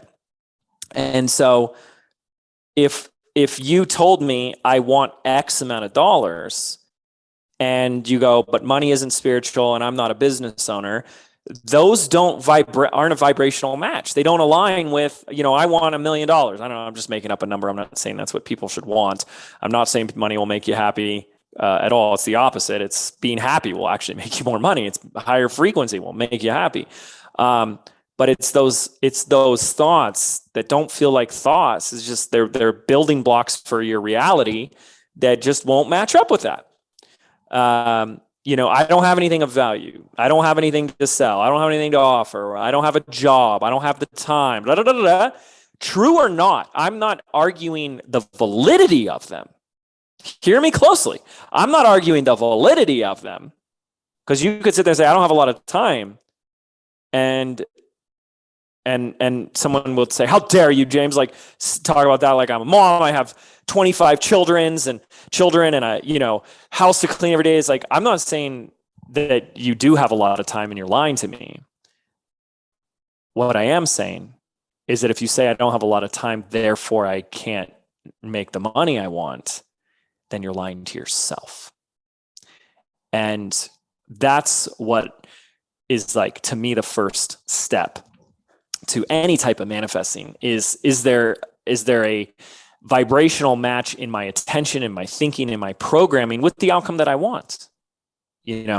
So if we sit there and say, I want to build the business and homeschool my kids, but I can't do both, it's but I can't do both that causes the problem, because it's like whatever I speak is what is so. So instead, it just becomes that self-coaching I talked about. It's an inquiry. It's an outcome-oriented inquiry through questions. What would it look like to run a business that I love, be the best damn mom out there, and homeschool my kids? What would that look like? How would that need to happen? How would that need to unfold so that everyone's happy and I get all the things that I want? Most people don't do that. They argue for their limitations. They say, let me tell you why it won't work. Let me tell you why it's not possible. Let me tell you why that's ridiculous. Let me tell you why that's unreasonable, right? Illogical. And I just don't play there. I just don't. I used to. So I know what that feels like. I know what that looks like, and I won't today. And today there's like extraordinary miracles and unbelievable things that happen in my life because I believe in the impossible. And that's what I want to do. I want to make the impossible possible. What would it look like to, move to Sedona and go on a spiritual path and continue to grow my business? I mean, like, here's a crazy one. Like, when I went through a divorce and I'm out here in Sedona, this is a true statement. Average age is 55 out here. So I'm like late 30s, and there was a part of me that I could have fed of like, I'm just going to be alone and single, or, date an older woman, that's probably married, like, no, that can't happen. So and through unbelievable miracles and manifestations, I fall in love with my old college sweetheart. And she doesn't live in Sedona. She lives in Texas. And she was dreaming of Sedona. She said, I kept having these dreams of these red rocks. And when I took her out here the first time and she saw those red rocks, she was in tears. And she said, this is the place I've been dreaming of. And she ended her lease on her place. And now we live here in Sedona. It's like, I could have convinced myself that that's not possible. None of this is logical. Like, just ridiculous. And I could have argued for my limitations all day long. Or I can cultivate a space of infinite possibility and miracles in my life. I've had another little phrase I've used since the inception of my podcast back in 2016, which is always leave a margin for miracles. Like, why not? What's the harm in dreaming and feeling good? Well, I don't want to be disappointed. It's like, well, that's a conversation of detachment. But like, get over it. Like, dream a little bit more and wish a little bit more and invite some magic into your life. And when we talk about money, there's a whole world. I mean, we could do a 10-hour podcast about money, but here's the biggest thing is like, if you got all the money stuff, drop the money stuff. Okay. And just focus on, abundance, because money is a means. It's not the end. Okay. Money is a tool to get you what you want. So just focus on what you want. Stop. If you notice, I got a lot of money stories. Like, I hate spending money. I don't like looking at money. I can't even look at my bank account, blah, blah, blah, like all that money stuff. And a lot of us have that. We're going to have to work through that, and we should, but just focus on things that you want. And here's the story that I love telling, and it'll be like the 30-second version of the story. And it actually, maybe you've heard this story because you've listened to the podcast. Probably. And it's the story of my first time I practiced manifesting and got what I wanted. And it was the story of how I got the Tony Robbins tickets. Do you remember this story? Yeah. I remember this story. Yeah. Well, it was for my girlfriend, which is Jen, who was my college girlfriend. And I love your story. I just love the story of how you two refound so each other. she was the one who came into my life and starts telling me all this weird manifesting woo-woo nonsense. And I'm like, get out of here. I'm building a business. Like, this isn't unicorns and rainbows nonsense. And by the way, that's like my style. Is like, I actually love bringing the logical skepticism to all this. I like not taking it too seriously, because I think we should have fun and be lighthearted and not take ourselves too seriously, because you don't want anyone here getting a big spiritual ego and thinking that they're their own deity and they know everything. And this is just me practicing and learning things and integrating and applying, and then passing on what I've learned and inviting people to try it on themselves, but not thinking that I know anything or I'm some kind of guru in that sense, because you're your own guru in that way. James, you are my guru. I reject your invitation. This is like 2009, and Jen at the time, we were dating and broke, and I was like living in my parents' basement, and she wanted tickets to Tony Robbins. I'm Tony Robbins. I'm Anthony Robbins. Get it done. Take action. I'm like, all right, let's do this Tony Robbins thing. I call them up and I'm like, 2 tickets to Tony Robbins, please. And they're like, that'll be $1,000. I think I had $500 to my name. I asked them, the person on the phone, do you do payments? She literally laughed at me. I still don't understand. Like, what a rude thing. It's like, no, we don't do payment plans. Like, you won't break it up into 2 payments of $500 as I can pay right now. Okay, hold on. Let me see what I can do. I hung up the phone. I went, checked my bank account to see exactly how much I had. I had 37 cents or some ridiculous, like less than $1 to my name. I had forgotten to turn off for my business. Any business folks in the room will know what I'm talking about here. I'd forgotten to turn off my Google AdWords spending, and it had just withdrawn $500 directly from my bank account. And it took me less to $1 to my, how pathetic was I? I was in all my pity and self-loathing. I couldn't even get my freaking girlfriend a Hallmark birthday card. I couldn't even afford that. That's how much of a loser I thought I was. And I was at my low point. Here I was rejecting all this law of attraction, the secret mumbo jumbo nonsense, and working harder than anybody has ever worked. I mean, literally, I got addicted to Adderall. 20 milligrams of legalized speed will drop you down to 140 pounds. And I'm working from the moment I got up until like 2 a.m. It was intense. It was not pretty. And I had years of this. I had nothing to show for it. And now I'm at a low point. And it's these low points that are just so beautiful, because when we're in that type of pain, that shamanic death, this is that little boulder or a rock. This wasn't a boulder as much as it was a rock. It forces us to pay attention. And I had one of my first breakthroughs in my life, because what I did, and this is why I'm telling this story, instead of focusing on manifesting the money, I said, I'm going to try this manifesting thing. But I said, wait a second. I just thought I was so brilliant at the time. I was like, why am I focusing on manifesting $1,000? Why don't I just focus on manifesting the effing tickets? And I just sat there and I got quiet, and I made a decision in my mind. And I think true decision is one of the most powerful things we can do. And you look at the Latin root of decision, decide. It's to cut off. It's to cut off any other alternatives, any other potentialities, but this one. And then it was charged by love. It was charged by love because I said, this isn't for me and it's not about me. This is what this person I love wants. And God damn it, I'm going to do it. I'm going to make this fucking happen. And that's where I was. I was like, because it's for her. And if it's the last thing I do, I'm going to do this. And it was like this, there was like that masculine and the feminine just combined with it. It was like this knowing and this whatever it takes in the decision, but then it was like this faith and the surrendering to like, I don't know how, but it's happening.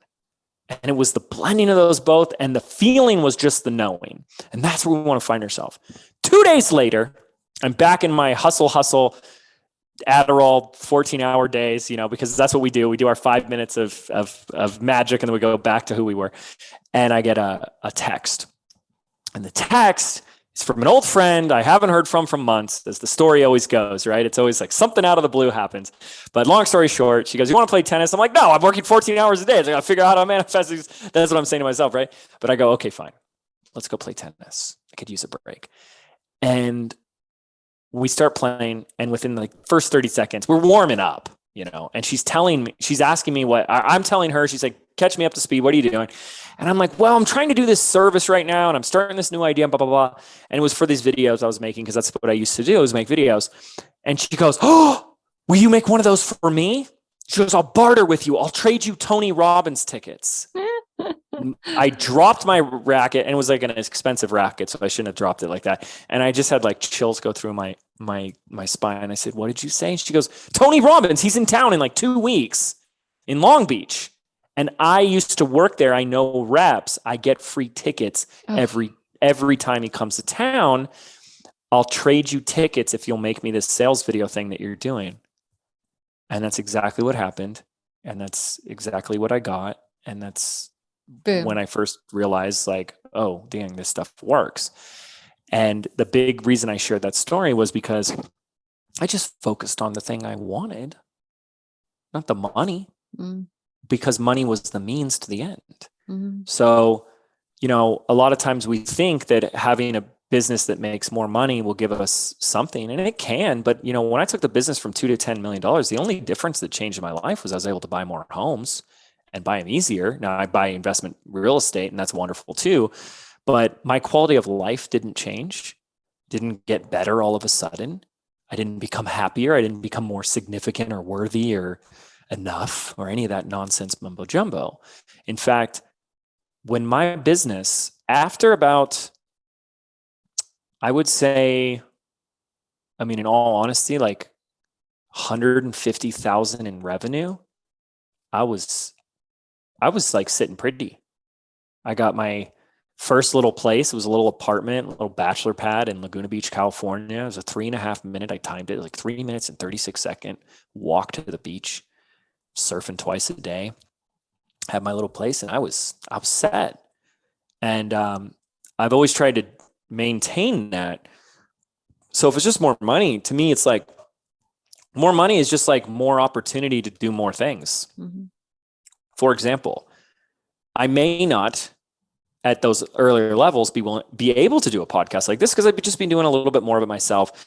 But today, because I have a team that the money pays for, I don't have to do as much stuff myself. So I have time to do a podcast or go speak at someone's event or mastermind or whatever. And when you realize that like money is just a tool, and it's just how are we using that tool?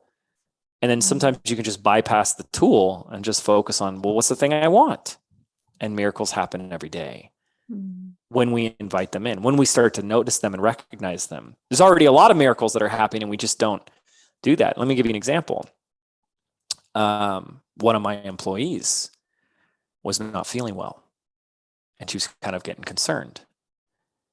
And she prayed on it, and I even like lit a candle and did like a little ceremony, and she's on the list to work with Don Javier.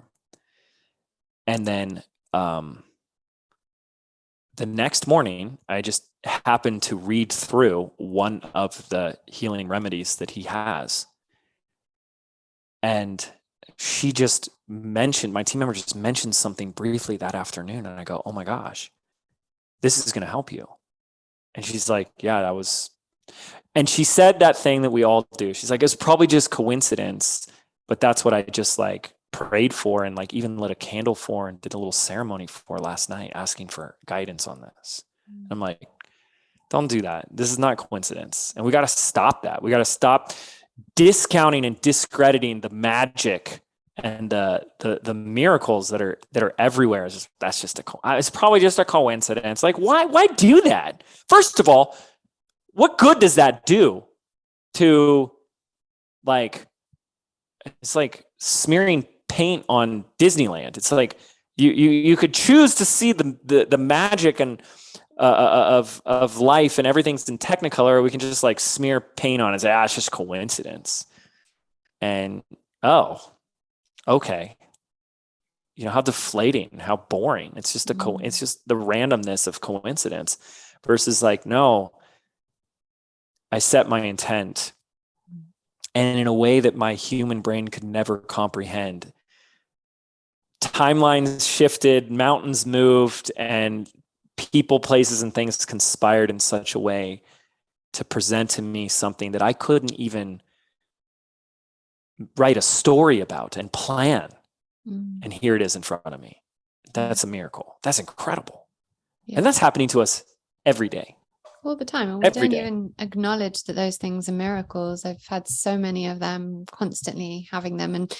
And that's the abundance, the recognizing of those miracles and being able to know how abundant you are for them. And that's the abundance, right? So when people say, but you know, I'm visualizing and I've done my vision board and I see myself as being rich, and it's like, but that's where you're repelling it, because you're actually not feeling. When you're saying that, when you're saying abundant now. Yeah. And my example I always give of this is when I was sick and I was wheelchair bound. I was like, couldn't move had no use of my limbs, couldn't feed myself, nothing. And I made a decision. I was going to get better. Like I just made a decision. Yes. And the thing is, I had no reference for that. I had never been well my whole life. I was diagnosed before I was 2. I didn't know what it felt like to be in an able body. And when it got as bad as it could possibly have got when I was 18, 19, and I should have been at university and traveling, and I was in a wheelchair, and I was like, And I don't know how this came to me. And I just think that this was because I was always guided and always had that. Even if I didn't know it was happening, although, I had a lot of spiritual people around me. So maybe I did, I don't know. But the difference there was I knew, and this took a long time to get to it. I remember saying to myself, okay, I don't have any use of my limbs. I can't use my fingers or my jaw or my elbows or my legs or whatever, but my organs are all working. And like my blood's okay. Yeah. And I have hair back because I was on a chemo drug and I lost half of my hair. So I have my hair back, and like all this other stuff is working. And like, how much harder would it be if I didn't have if one of my organs was failing? And I remember that being the turning point. And ever since then, every time that I have any sort of sickness, like you've got a bad stomach or something, and maybe this is graphic or whatever, but I always think, like, not that this happens often, but if it does, like, just say you're on the toilet and like you've just got a really bad stomach. I think to myself, what if I was like living in a slum in India and I had dysentery, but I'm like in my nice bathroom here and I've got bleach and like everything's okay. That's the abundance. And I think if people kind of see abundance as the abundance is when you've got the money, when you've got the riches, but the abundance is seeing the abundance you already have, even in the dire situation. Yes, absolutely. Well, even just go back to like to give that example of that person saying, I don't get it because I see myself rich. Right. Okay. So 99% of the time when people say that, it's true. They see themselves. Now, just everyone listen very closely because we're just going to slow this down. They see themselves rich. So they're in their mind's eye, they can see themselves and they can see them rich. But they see themselves, so that they're seeing themselves from outside themselves. Right. So it's not integrated. It's not one and the same. It's like, yeah, anybody can describe a mental picture of a mansion and then a picture of themselves in that mansion for a moment. Anybody can do that. I can go take a picture from a magazine and then a picture of me and put it in front of it, look at it for a few minutes and close my eyes and look at it again. And then we call that manifesting. It's like, well, maybe all I'm just manifesting is pictures of me in front of a mansion, right? But am I embodying and integrating that abundance, as you're saying, and that frequency of saying, of you in it, seeing it through your eyes, and experiencing it through your senses and living it in your own body. And that becomes a different story. Right. Because then you're vibrating at a higher frequency that then calls in the actual abundance. Yes. And, have some freaking patience, because Rome wasn't built in a day. And I look at what I did, and I'm going into 16 years of doing what I did. Okay. And that's building a business. And it's done very well. And I've been very grateful and very excited. And it was about 4.5, 5 years of nothing. Mm-hmm. I loved what I was doing, so that helped keep it going. But it was 4 to 5 years of nothing. Mm-hmm. And then the next year it popped, did 100K. And then in sales. Okay. So some people that aren't business minded just think it's just money. It's like, no, this is a sales in a business. There's expenses. Obviously there's taxes, there's payroll, there's all kinds of stuff, and, but it did 100K, and then it doubled to 200, and then it doubled to 300. And then, so now we're at like 7 years in business. And then year 8, it goes to 1 million. Mm. Year 9, it's at 2 million. Year 10, it's at about just over 2.2. And then it was like year 11, and it just goes to 10. How many people do you know have been at something like that, a goal, a dream, for 10 years of their life? So good. A lot of people want to say, oh, James, you're, whatever. No, like, I've just been doing this for a long time. That's all it is. Yeah. Most people aren't willing to do that. This year, I chose to take up guitar, like I mentioned in the beginning. And I wanted to do it for several reasons. I always have to have many reasons if I'm going to commit to something, but I want to get really good at it. And I've been practicing. I think since May. I think about May 15th is when I started, give or take 1 or 2 Didn't days. it used to be the ukulele? Weren't you playing the ukulele before? Yeah, I was playing the ukulele, and I was really undisciplined and not diligent with it, and just couldn't get into it. It was either like songs were too easy and didn't sound like the actual song because it's only 4 strings, or you're just strumming. And it was just like, okay, so like really the ukulele is great for someone that wants to sing along because it's very basic. So you like want to sing a simple song. And I was like, you don't want to hear me sing. Okay, no. So I started in May, and I think I can count on one hand the amount of days I have not picked up that guitar. Wow. 3-4 days max. It's been in my hands every day. And I'm not always practicing at a deep level of practice where there's a lot of progress. A lot of times it's just moving the fingers and just keeping it warm, like let's just go over what I've done, but I'm not improving. I'm just maintaining. There's been a lot of maintaining, let me just make sure I still know this song and I see if I can get a little better at it versus learning a new song or a new technique. And some days that's fine. It's just like, whatever.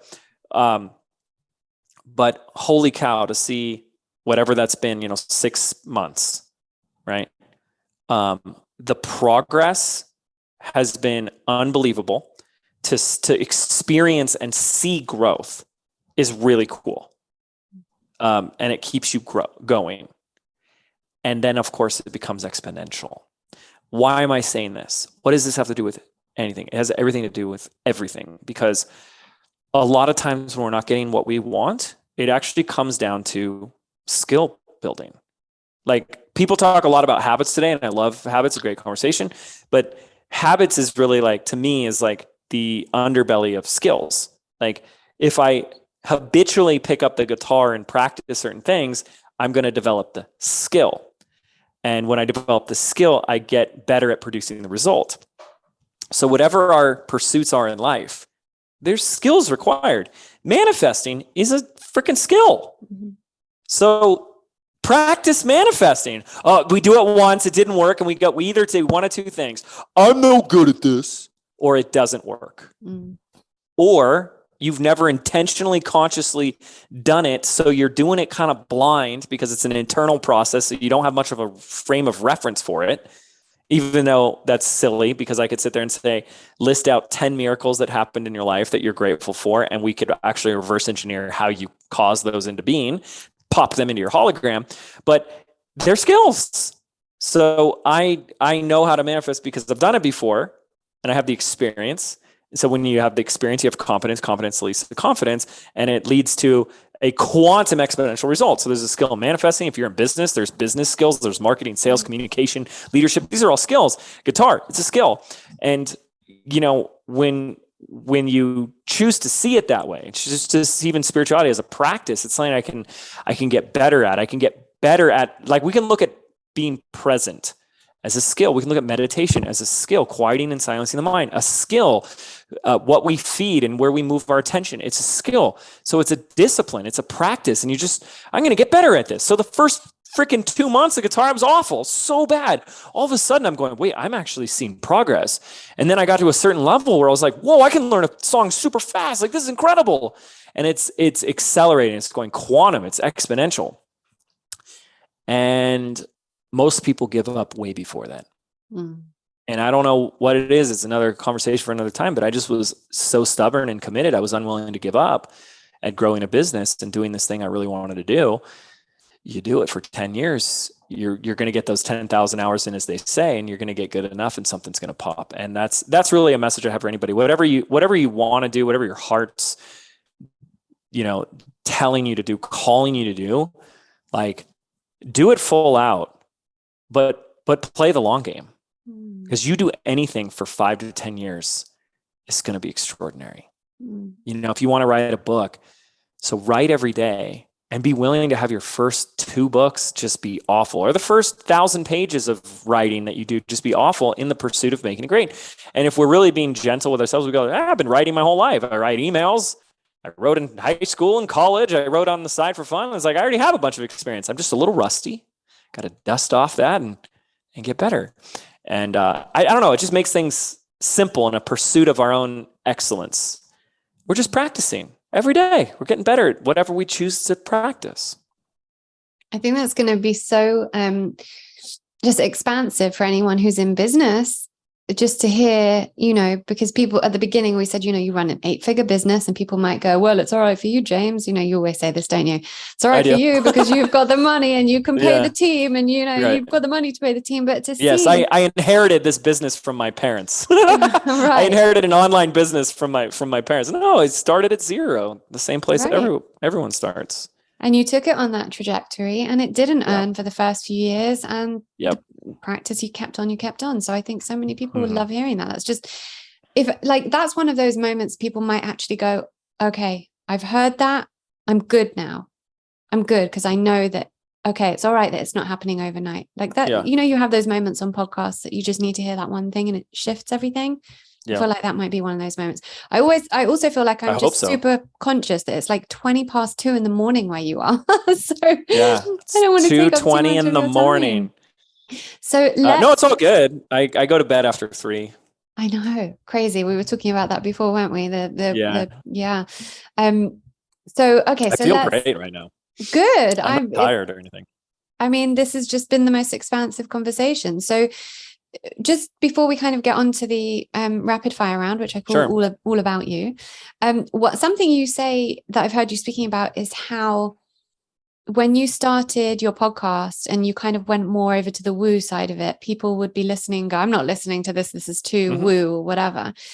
Yeah. And something you've taught me is that that's actually a really good thing, because you want to repel the people who aren't in alignment with you and your truth and what it is that your values.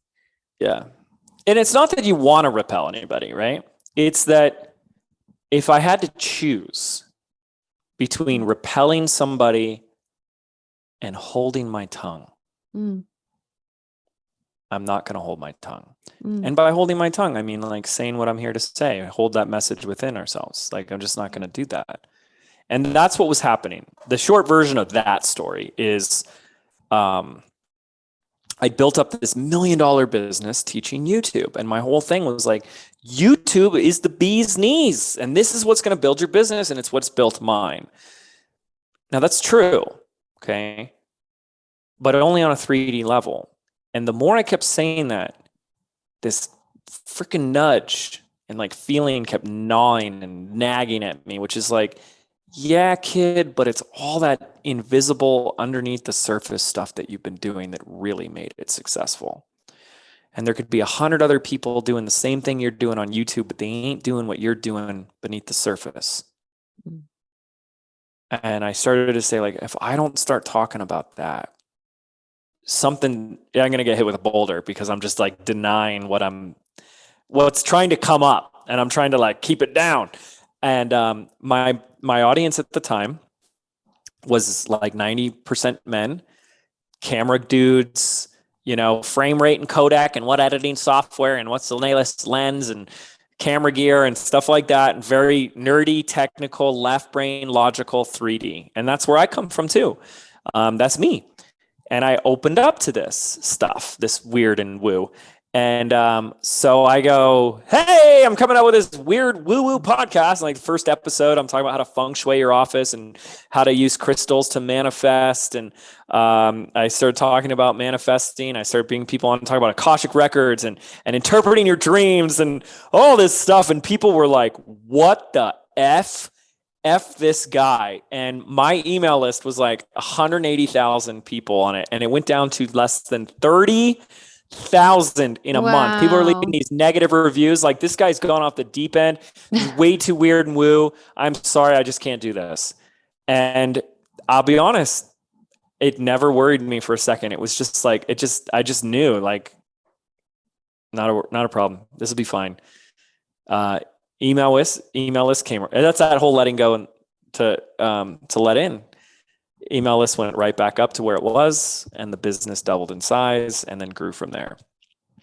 And the rest, as they say, is history. So that was what was next for me. So I said, F it, let's do it, and never looked back.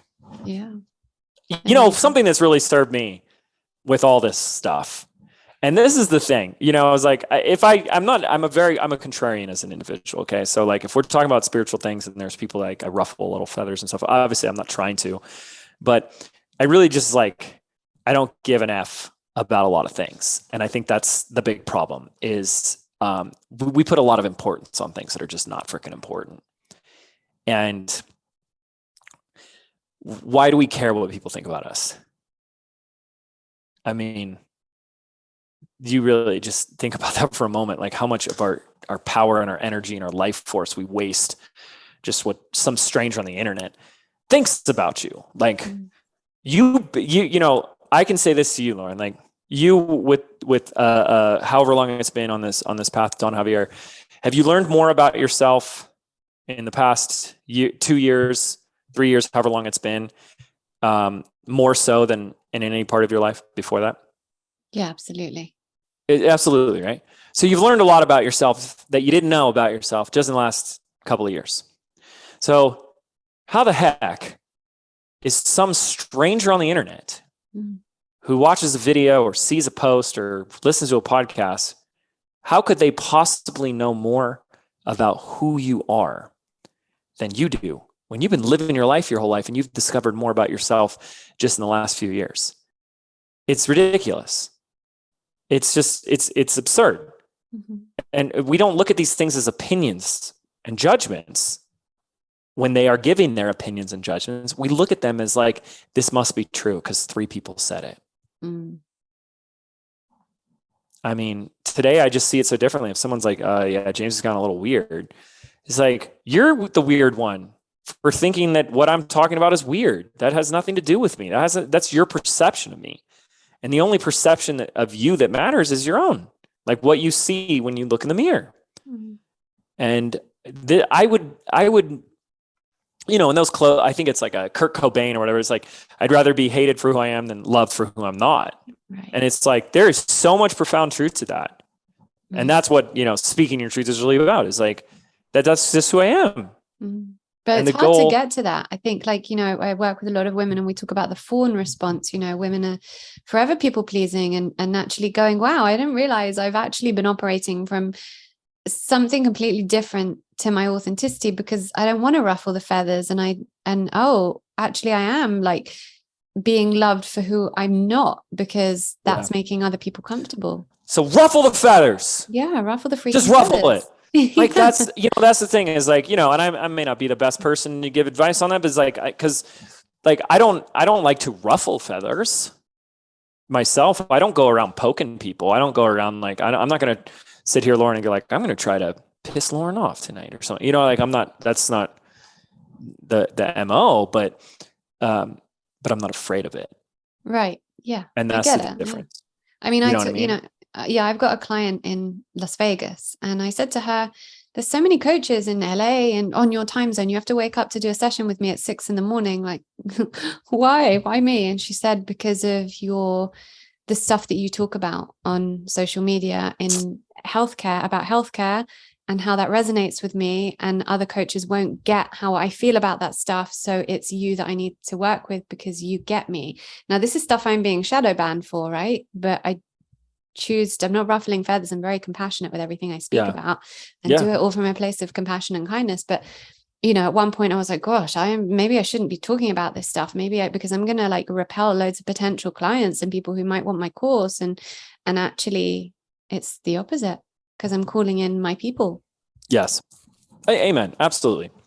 Yeah. And that's the thing. I think a lot of the people pleasing and all that type of stuff is like, we've got some core beliefs to work through. We still don't feel deserving of love and, like there's worthiness issues. And I've worked through those, and it really is a really beautiful place to get to. And I think it's a very common, part of the human condition that we decide at a young age that there's something wrong with us.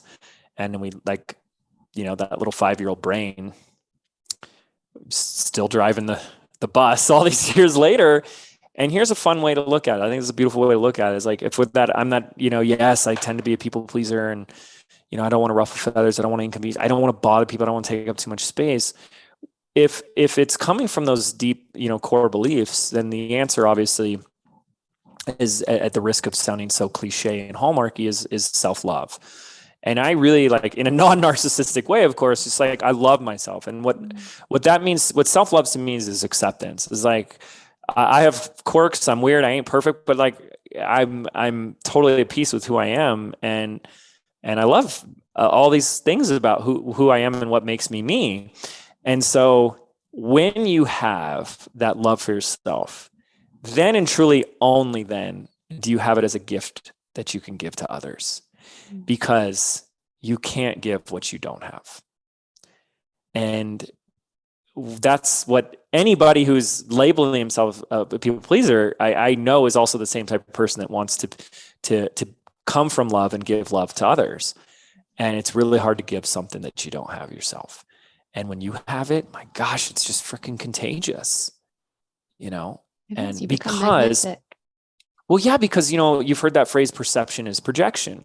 So what we perceive in someone else is a projection of ourselves. So if I go, oh, she's this or he's that or blah, blah, blah, blah, blah, that's a projection of some shadow aspect of myself that I haven't reconciled.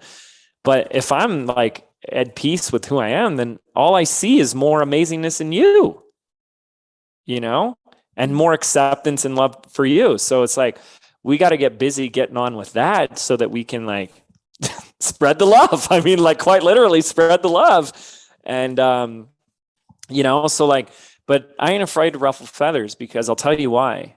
And again, I could talk for hours and to go on 1,000 tangents, and I'm so sorry. And you probably wanted like a 20-minute episode. Like I do quick episodes. I did not want a 20-minute episode. But here's something I can guarantee anybody. If you want to transform the quality of your life, you want to transform the quality of any relationship, there is an absolute, and I say this powerfully and unequivocally, like just with absolute certainty, there is a direct correlation to the quality of your life and the relationships, and because, you know, your life is like made up of the people in your life, and the quality of those relationships and the love and the presence that is there as a direct correlation with all that, and your ability and willingness to have uncomfortable conversations with another human being. What we call ruffle of feathers at times. I don't want to say something that could upset them. That's called having an uncomfortable conversation. I don't want to bother them. That's called having an uncomfortable conversation. I don't want to make them angry. I don't want to offend them. I don't want to hurt them. That's called you're about to have an uncomfortable conversation. Now, that's also a skill, and you want to learn how to have it eloquently from a place of compassion and neutrality. But I can tell you right now, anybody here listening who's still miraculously listening to anything I have to say, who wants to have the courage to take on that challenge of having an uncomfortable conversation with someone who in their life matters to them, kudos to you, because we will go the rest of our lives holding on, resenting and burdening ourselves with things that we're just not speaking up about. And we can do it in a way that is kind and compassionate. You know, Lauren, there was something you said earlier that when you said it, it really it hurt my feelings. And it made me feel like you don't like me. And I don't know, maybe you don't like me, but like, I feel like I have to address it with you, you know? Oh, James, no, I mean, I'm so sorry. Like, no, I didn't mean that. And you know, you're right. And It's like, okay, so we're good. We're good. Wow, that was easy. And we spend so much of our life avoiding that. Yeah, and I'm going to just really quickly interject. I hope that's okay, because there's a caveat there. And here is something that I've learned the hard way, and it's been a very hard lesson for me. I'm a very open person. It's just how I've always been. It's how I am naturally. You just know everything about me. I mean, there are some things I keep sacred, obviously, but generally I'm a very open person. Which things? Tell me those things. No, when we're off air, I'll tell you all of it. Tell me the things you don't tell anybody else on air. And there will be some people that are not like that. And the caveat that aren't as open as you, or that don't want to go down that route with you, and that aren't able to have those open conversations because that's their shadow. And again, like a great lesson and something that has served me so well is coming to that understanding of that's also okay. That's their journey. That's okay. No judgment on them. However, that person then I might not be served having that person in my life. Yes, exactly. And if I can't open myself up to having those honest conversations with that person, because that person is not in that place and they're at a different place in their journey to where I am, then I have to be able to say, okay, now I'm shutting the door on that, because that person is not going to accept this from me. Yes. And actually that is a shedding process for me. Now I have to shed that person in some form of energetic death from my life. Yes. And I have to continue on this path of doing that. And it's okay, like not them being scared, going back to, well, I'm not going to speak my truth and I'm not going to talk about these. No, you carry on, but there will be some people who cannot take that from you. I don't see that. I couldn't agree more. I don't see that as a caveat. I see that as a potentiality. Caveat's the wrong word. Yeah, caveat's the wrong word. Because here's the thing: is if you have a friend in your life, and every time she sees you, she insults you, just jabs at you something, and it really bothers you because it's like real and raw and it's personal. And you sit there and I go, as your friend, I'm like, you really should just address that with her. And you go, no, because she might not want to be my friend anymore. It's like, well, now we know what our choices are. This person, we're going to choose to part ways, or she's going to continue to hurt me in a way that I don't like it.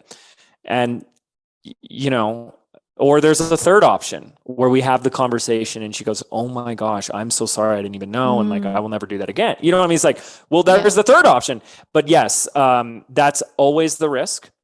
And I've had to have that with people in my life. And that's the beauty of a conversation, is that's why I'll say it'll transform the quality of your life, because either that relationship is going to up level and enrich in itself in a whole different way, or that relationship's going to end. Right. And you only brought something up because there was something ineffective in the relationship that was affecting you. Right. And, anyway, I don't know what brought us onto that topic, but I don't even know where we're at right now, but I'm good with that. Yeah. Okay. We get here. but yeah, it is 2:30 in the morning for you now, and I'm so conscious of your time. So I want to the most expansive conversation. So let's end it on a beautiful high note with all about you. So I'm going to ask you a series of rapid fire questions. Okay. And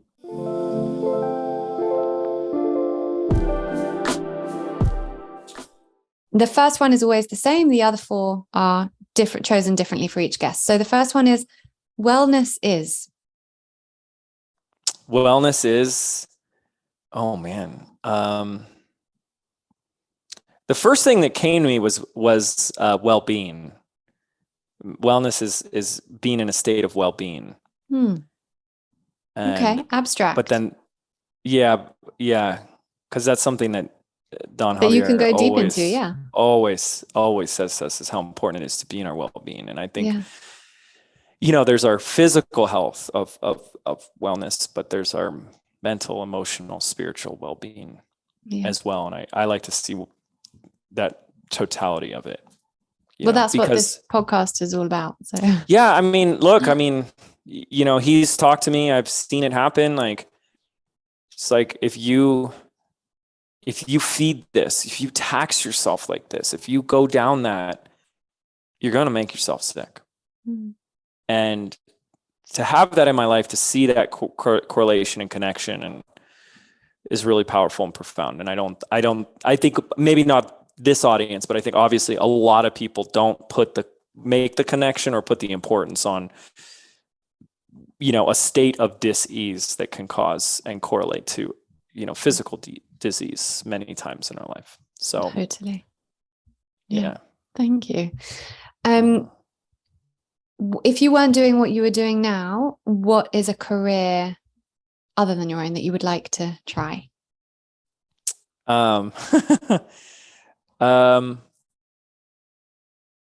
So I've always wanted to be like, at first I would label it like a toy maker, but I actually wanted to create my own world, like Pokemon, Power Rangers, Harry Potter, like a whole world of that's from like books, toys, and everything in between. Like it's its own TV show. I always wanted to do that from a little kid. I wanted to have my own. That's Like so cool. yeah, when all those things were like Ninja Turtles, like that was my first love. Like I loved Ninja Turtles. I was like 6 years old when that came out. And I was like, I was already kind of trying to create my own characters. I have all these books as a little kid I made. So I was like, I wanted my own action figures and video games and playing cards and all that to create my whole world. That's what I'd be doing otherwise if I wasn't. That's amazing. No one's ever given an answer like that. That's so cool. Well, I love that. Yeah. I think I might know the answer to this because it might be the same as mine, but you might surprise me. If you could raid one person's brain and retain all their information, who would it be? Oh my gosh.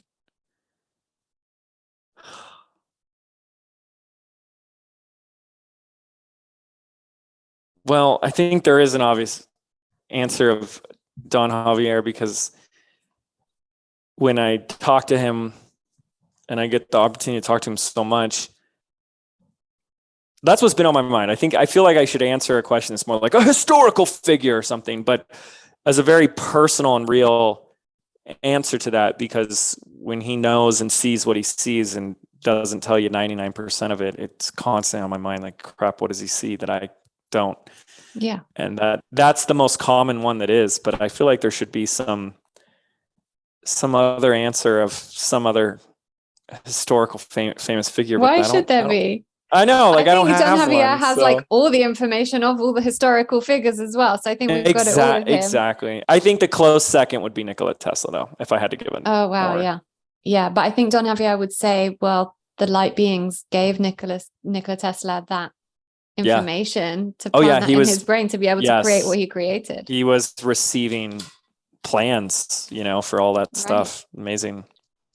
Well, that was my answer. I think that's what's happening with Elon Musk, by the way. I think he gets like crazy stuff, because he's like, that guy like doesn't sleep. No.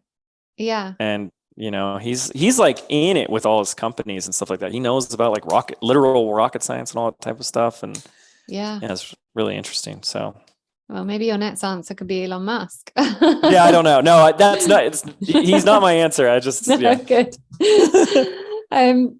Okay, your biggest guilty pleasure, like something that you love but you're just okay with loving. My biggest guilty pleasure right now is playing video games. That's my like one. I've had someone else say that as well. Jay Shetty said that as well, funnily enough. Oh, really? Yeah. So I as soon as I started my business, I stopped playing video games because I was like, oh my gosh, this is such a time waster. Yeah. And then just recently I actually got into it. I actually went and bought an old Nintendo 64, which is the system I had when I was a kid. So it's like retro video gaming. And it was like a really just like fun, nostalgic, reminiscing experience. And then my nephew, who's 7, is like just getting into video games. So it's like a really fun bonding experience. So I will, before this interview, well, a couple hours before it, obviously, because he went to bed at like 7:30, I will FaceTime him and I'll put the camera facing the TV as I play Zelda on the Nintendo. And he's like telling me, he's like, go left, go down here, fight that bad guy, do this. And I'm like, that's the most fun all day. So yeah. I'm such a bad mom. My son's also 7 and I haven't let him do video games yet. No, it's probably for the best. Yeah, at the moment I'm cool. Unless he wants to become a professional gamer. Apparently those kids make a ton of money and it's a whole career they now. do. I'm just like, I think of everything from the health aspect and I'm like, oh, there's too much artificial blue light. It will mess up his circadian rhythm. Yeah. That's how my mindset works. Yeah. Okay. Your most valuable failure. My most valuable failure. I've had so many. I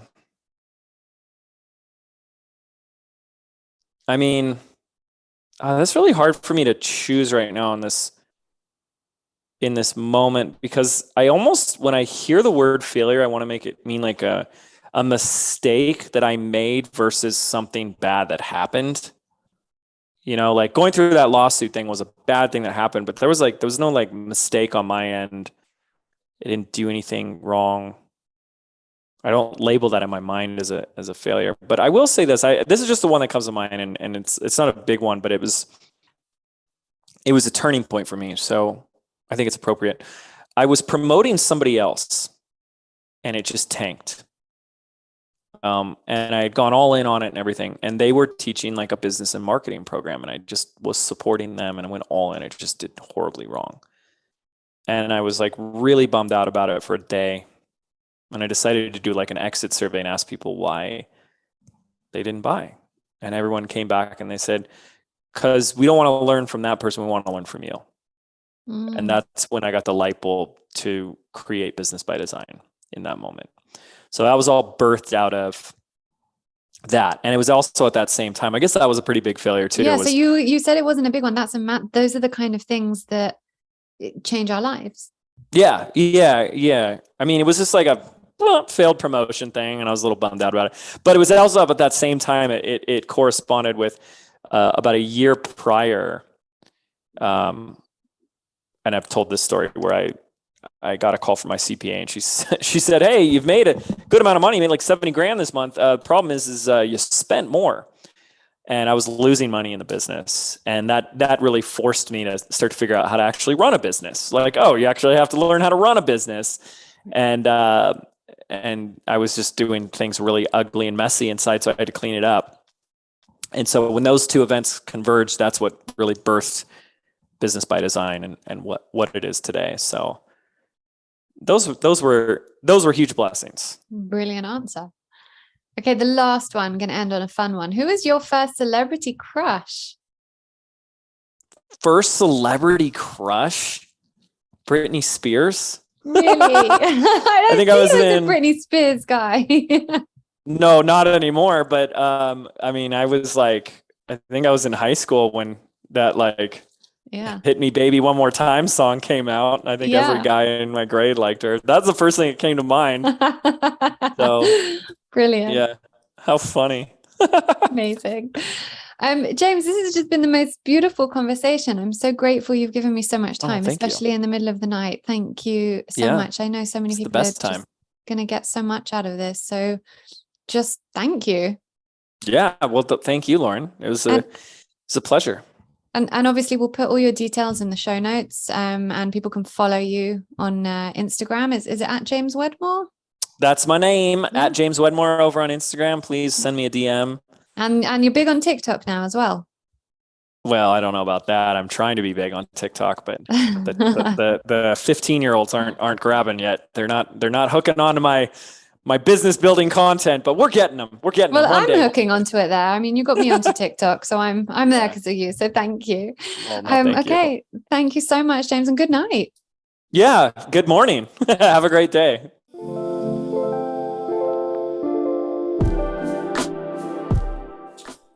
If you haven't yet heard, I have just released a free journaling course.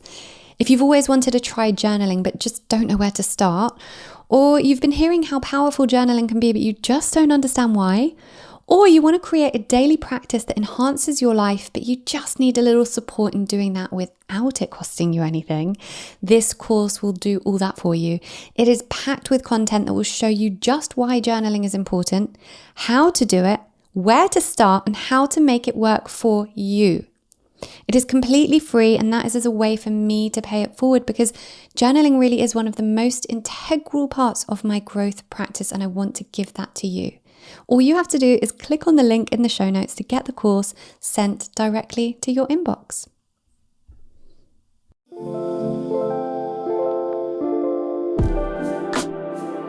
I hope you enjoyed this episode of Reconditioned. I am honestly so grateful to each and every person that tunes in. Thank you also for taking responsibility for your own well-being. You should know that just by choosing to listen to podcasts like this that further your well-being, you're moving more deeply into abundance consciousness. Now, don't forget, I have a bunch of free resources over at laurenvakneen.co.uk, as well as every recommendation you could ever need in regards to your well-being on the LV Recommends page, all categorized for your ease. Thank you also to our sponsors. These episodes would not be possible without them, so make sure to check them out and get some pretty awesome discounts on the show notes. And of course, make sure you're subscribed to the podcast so that you can get updated each time a new one is released. Thank you. I appreciate you.